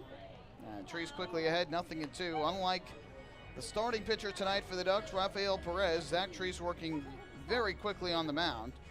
Gets the ball, awaits for Pounds to get back in the batter's box, and then he is ready to go. Now, Trees gets the side from Alex Berg. Here comes the 0-2 delivery, and Pounds takes it down and away on the breaking ball. So now it is 1-2. Pounds singled and scored back in the second. Since then, he has popped to right and grounded to short. 2 great defensive plays robbing him of hits. Lines the great play in the 7th in the hole at short, and then Pounds popped to right in the 4th. A nice running catch by Lentini. Here a swing and a miss on the slider, strike 3. Treese gets Pounds on the pitch for the second strikeout of the night for Zach Treese. 6th for Ducks pitching, and the Revolution down to their final out. Once again, a reminder, don't go anywhere after the final out of this game. Stay tuned here on the Long Island Ducks Broadcast Network for the post-game show, where we will recap this game and hand out the Player of the Game award. We'll also go through the out-of-town scoreboard one final time before we wrap things up. First pitch on the way is taken lone outside for ball 1. Tonight, Dent is 1 for 2. A sac fly in the second, a ground out to short in the 4th, and then reached on an infield single in the 7th. Swing and a miss here as he chases a breaking ball down and away. Another good slider from Treese, and it's 1-1.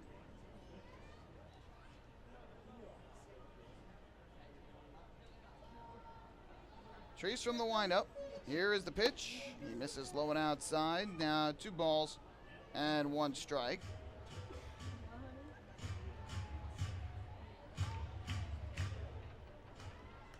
Ducks have allowed just 2 runs on 6 hits in this ball game to this point. A breaking ball in for a strike. A curve that time from Zach Treese. Evens the count at 2-2, and now the Ducks are a strike away.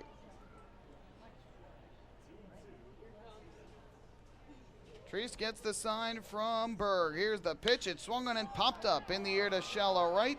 Phelan Lentini drifting in to make the final catch. Second night in a row that Ryan Dent has popped out to right field to end the ball game. This ball game is over, and the Ducks win it 8-2 over the York Revolution and have taken the first 2 games of this 4-game series in Pennsylvania. So the Ducks players all out on the field to high-five once again. Back-to-back wins for the Ducks to open up this series against a team that had won 3 in a row over the Somerset Patriots coming in. A good start for Long Island. They will look to win the series by taking one of the 2 games, at least one of the 2 games tomorrow against this Revolution team. So the Ducks high-five on the field. We will step aside. Don't go anywhere, though. The post-game show is coming up next. We'll recap this game and hand out the Player of the Game award. Ducks win it tonight, 8-2.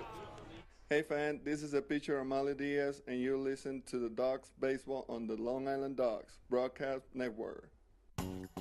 M&V Limousines is the official bus company of the Long Island Ducks. Family owned and operated, they've been in the business for over 24 years. M&V Limousines offers coach buses with Wi-Fi and restrooms, party buses, exotic limousines, and also recently acquired Hampton Luxury Liner with regular service from New York City to the Hamptons. They also offer a variety of vineyard tour options. Whether you're looking for transportation for weddings, proms, corporate outings, or long-distance trips, they've got the right vehicle for you. Visit their showroom in Comac or check them out online at mvlimo.com. M&V Limousines and Hampton Luxury Liner, the official bus company of the Long Island Ducks.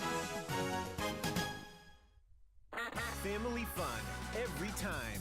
Beautiful evening for baseball. Big action every time. He reaches up, it's gone! Great value every time. And the Ducks have won it 7-1. The Ducks schedule is loaded with new promotions this season, and with an average ticket price of just $10 and free parking, there is no better value on Long Island. For game times and tickets, visit liducks.com. Long Island Ducks Baseball. Good times every time.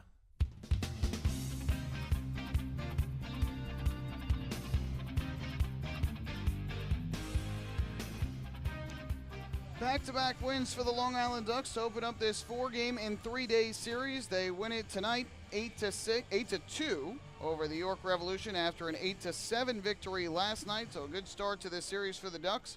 And now they'll have 2 chances at getting a win tomorrow to give them their first series victory of the season. And tonight the Ducks got a little bit of everything. They got terrific offense early and often throughout the game as they plated 8 runs on 10 hits in the ball game. The pitching was there for the Ducks. 7 innings of 2-run ball from Rafael Perez to earn his first win in a Ducks uniform, and 2 perfect innings of relief from Zach Treese. And they got some terrific defense as well. A couple nice plays from Phelan Lantini. Dan Lyons and Cody Puckett each made some nice plays as well. And so the Ducks win it 8-2 over the Revolution. Let's recap this one for you. Ducks opened the scoring in their half of the first inning against Frank Gailey, who came into the game and had allowed just 1 run over his first 11 innings over the first 2 starts of the season. But in the first inning, a single to Lantini and a single to Delta Cleary Jr. to lead off the frame. Nolan Reimold struck out swinging, and then with Mark Krause at the plate, Lantini and Cleary Jr. pulled off a double steal to move them both into scoring position. That would be big, because Mark Krause then lifted a fly ball to right center, and on the sacrifice fly, Lantini scored from third to give the Ducks a 1-0 lead. The start of a great day for Mark Krause. Following that, a walk to Cody Puckett with 2 outs set the stage for Angelo Sanko, who delivered an RBI single to right. And scoring on the play was Delta Cleary Jr. And so, on the 2-run first inning, the Ducks had a 2-0 lead. In the second inning, the Ducks would add more after Lyons and Reyes both struck out to begin the frame against Gailey. Lantini reached on an error by pitcher Frank Gailey, who was going over to cover first base on a ground ball and never got his foot on the bag. So because of the error, he reached, and that would start a chain reaction. Delta Cleary Jr. would single to right. Nolan Reimold would dunk an RBI single into center, and Mark Krause would do the same, a base hit to center. Lantini and Cleary Jr. both score, and on the 2 unearned runs, the Ducks have a 4-0 lead. York got their only offensive output in the bottom of the second against Perez, as Perez walked the leadoff man Luis Allen and then allowed a single to Brian Pounce to put 2 on with nobody out. A wild pitch moved the runners into scoring position. Ryan Dent followed with a sac fly to center to bring home Luis Allen. Brandon Thomas then lined to third, and then Derek Robinson, an RBI single to left, scored Brian Pounds, and so that made it a 4-2 game. And then Perez was able to get Alonzo Harris to ground out to third to end the threat, and that would be the last real threat that York had in the ball game. In the third inning, Angelo Sanko led off the inning and crushed a solo home run of the lawn seating area in right center field, his 2nd home run of the year. And that got the Ducks their lead at 3 at 5-2. York did put the first 2 on in the third, but a pop out and a double play ended that threat as Constanza tried to score from second on a ground ball and was thrown out at home plate. And then in the fourth, the Ducks got their 4-run lead back as Phelan Lantini doubled to right to lead off the inning. He stole third base. And after a fly out from Delta Cleary Jr. and a strikeout from Nolan Reimold, Mark Krause picked up his 3rd RBI of the night, driving in Lantini with an RBI single to right field. And the Ducks had a 6-2 lead at that point, and they would get their final runs in the 6th inning against Jared Martin, the lefty reliever. He allowed a single with 1 out to Lantini. Delta Cleary Jr. reached on an error by Brian Pounds after a ground ball went under his glove. A wild pitch scored Lantini after Cleary Jr. had stolen second, so Cleary Jr. moved to third. Couple of walks, and then an RBI fielder's choice off the bat of Cody Puckett brought in Cleary Jr.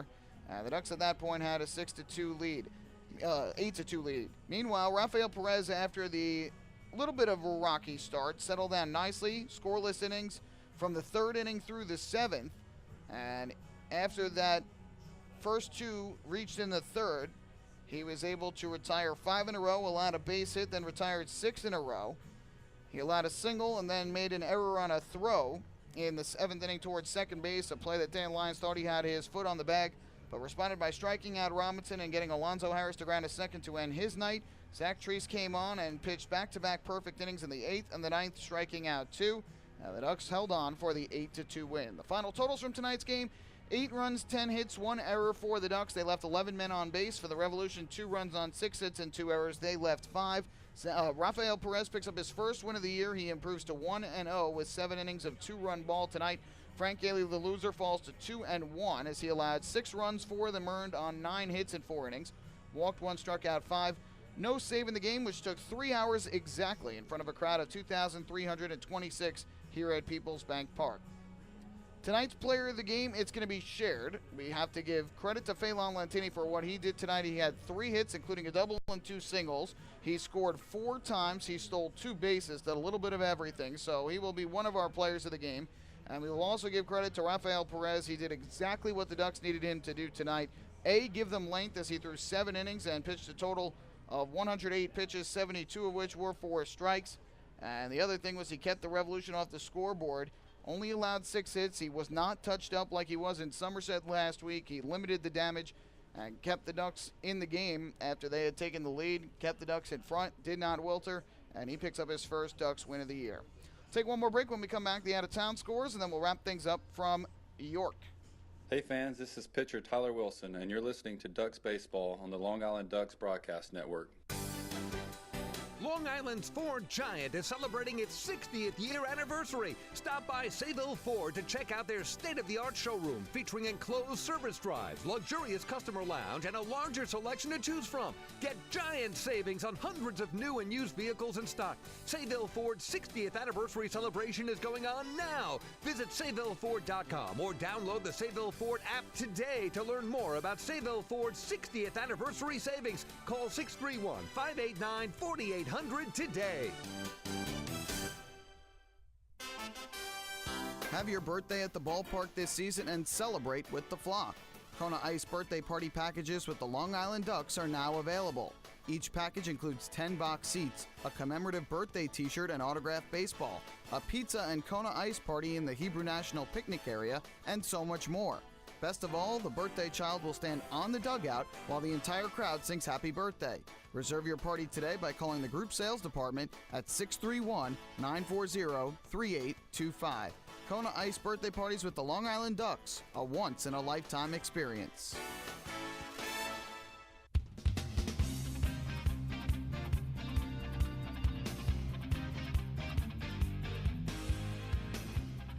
Back here at PeoplesBank Park in York, Pennsylvania, the Ducks winners tonight for the second night in a row. They defeat the Revolution by a final count of 8-2.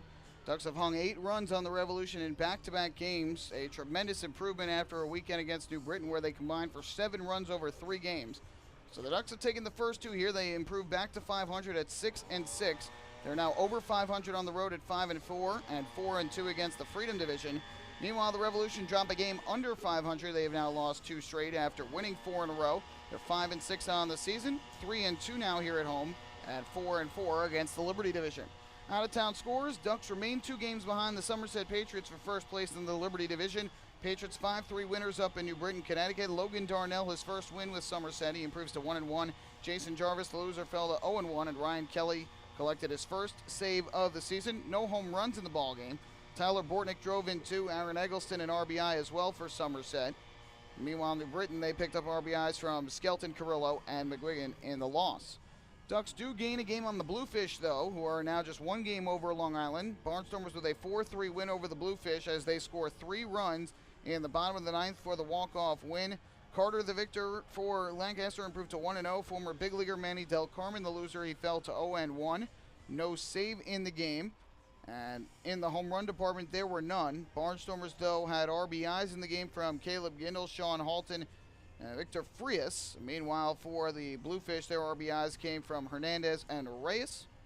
And down in Southern Maryland, the Blue Crabs with a victory. They score 1 run in the bottom of the 8th to extend the lead to 3-1, and they win it 3-2. Justin DeFreitas, the win, improved to 2-1. Michael Nix, the loser, fell to 0-3 despite striking out 8 over 6 innings. DeFreitas, by the way, 11 strikeouts and 8 2/3 innings. Came 1 out away from the complete game. Cody Epley picked up his 4th save of the year. Michael Snyder hit a home run, his first of the season for Southern Maryland. Edwin Garcia also drove in 2 for the Blue Crabs. At Yankee Stadium, Yankees trying to hang on. They lead it 8-4 over the Toronto Blue Jays. Masahiro Tanaka started, and Dylan Betances is now on to pitch. Matt Latos was the starter for the Blue Jays, and now Dominic Leone is on. For the Yankees, 2 home runs from Brett Gardner, his 3rd and 4th of the year. Aaron Hicks, his 5th, and Aaron Judge yet again goes deep, his 11th home run of the season. Meanwhile, Steve Pearce has gone deep twice for the Toronto Blue Jays, his 1st and 2nd of the season. As for the Mets, they trail at 6-3 right now down in Atlanta to the Braves. They play in the 7th. R.A. Dickey started for the Braves, formerly of the Mets. Now on is Jose Ramirez. Matt Harvey was the Mets starter tonight, allowed 6 runs, and now Josh Edgin on to pitch. Asdrubal Cabrera, his 3rd home run of the year. Jay Bruce, his 8th for the Mets. Meanwhile, Freddie Freeman hit his 10th of the season for the Braves. It's a series again as the New York Rangers defeat the Ottawa Senators tonight 4-1 at Madison Square Garden on goals from Michael Grabner, Matt Zuccarello, Oscar Lindberg, and Rick Nash. J.G. Pajot, who was the Game 2 hero, picked up a goal for Ottawa. So now the Rangers trail 2-1. Game 4 coming up in a couple of nights in Madison Square Garden. As for the Blues and the Predators, they are about to get underway down in Nashville tonight, as they will play Game 4 of that series, Predators with a 2-1 lead over St. Louis. NBA playoffs, as the Wizards and Celtics hook up tonight up in Boston. That game has now gone into the 3rd quarter, and the Wizards with an 81-71 lead over the Celtics. Celtics lead that series 1-0. And Game 1 of the series between the Jazz and the Warriors begins tonight at 10:30 p.m. out in California. So that'll do it for the out-of-town scoreboard. This series will continue tomorrow. A day-night doubleheader, a long day of baseball planned here at PeoplesBank Park. Game 1, an 11 o'clock in the morning start. Ducks' second 11 a.m. game of the year. And Long Island will send right-hander Dennis O'Grady to the mound. It'll be his first start in a Ducks uniform, but he has pitched very well out of the bullpen thus far for Long Island. 3 games, he has thrown 7 shutout innings, 3 hits, a walk, and 6 strikeouts to this point. So he will start for the Ducks against righty Curtis Parch, who has gone 0-1 thus far for the Revolution, and Parch with an ERA of 9. He's allowed 4 runs, 3 of them earned on 7 hits and 3 innings of relief. Ducks have yet to name their Game 2 starter. Keep an eye on LIDucks.com. As soon as we find out, we will let you know. But meanwhile, the Revolution will counter with right-hander Steve Janis in Game 2. Janis thus far has a 1-1 record and an ERA of 4.00 on the season. So he will start for the Revolution in Game 2. And the Ducks will look to win at least one of the 2 to guarantee themselves their first series win. But, of course, Kevin Byers and the Ducks hoping to sweep this 4-game set and head back to Long Island to fully enjoy their off day on Thursday. That is going to do it for us tonight here at PeoplesBank Park. Once again, the final score was the Long Island Ducks 8 and the York Revolution 2. We invite you to join us for our next Ducks broadcast, which will be tomorrow, when we've got 2 games for you here on the Long Island Ducks Broadcast Network. Game 1 at 11 o'clock in the morning start. The pregame show will begin at 10:45. Game 2 will come up at 6:30. We'll have a 6:15 pregame show. And again, we'll have all the action here with live streaming HD video and audio coming to you on the Long Island Ducks Broadcast Network, Facebook Live, YouTube, and LIDucks.com. My name is Michael Pollock. Thank you so much for spending your Tuesday night with me. Hope you enjoyed the broadcast and another Ducks win. Have a great rest of your Tuesday night. We'll do it all over again on Wednesday here in York, Pennsylvania. Good night and so long from PeoplesBank Park.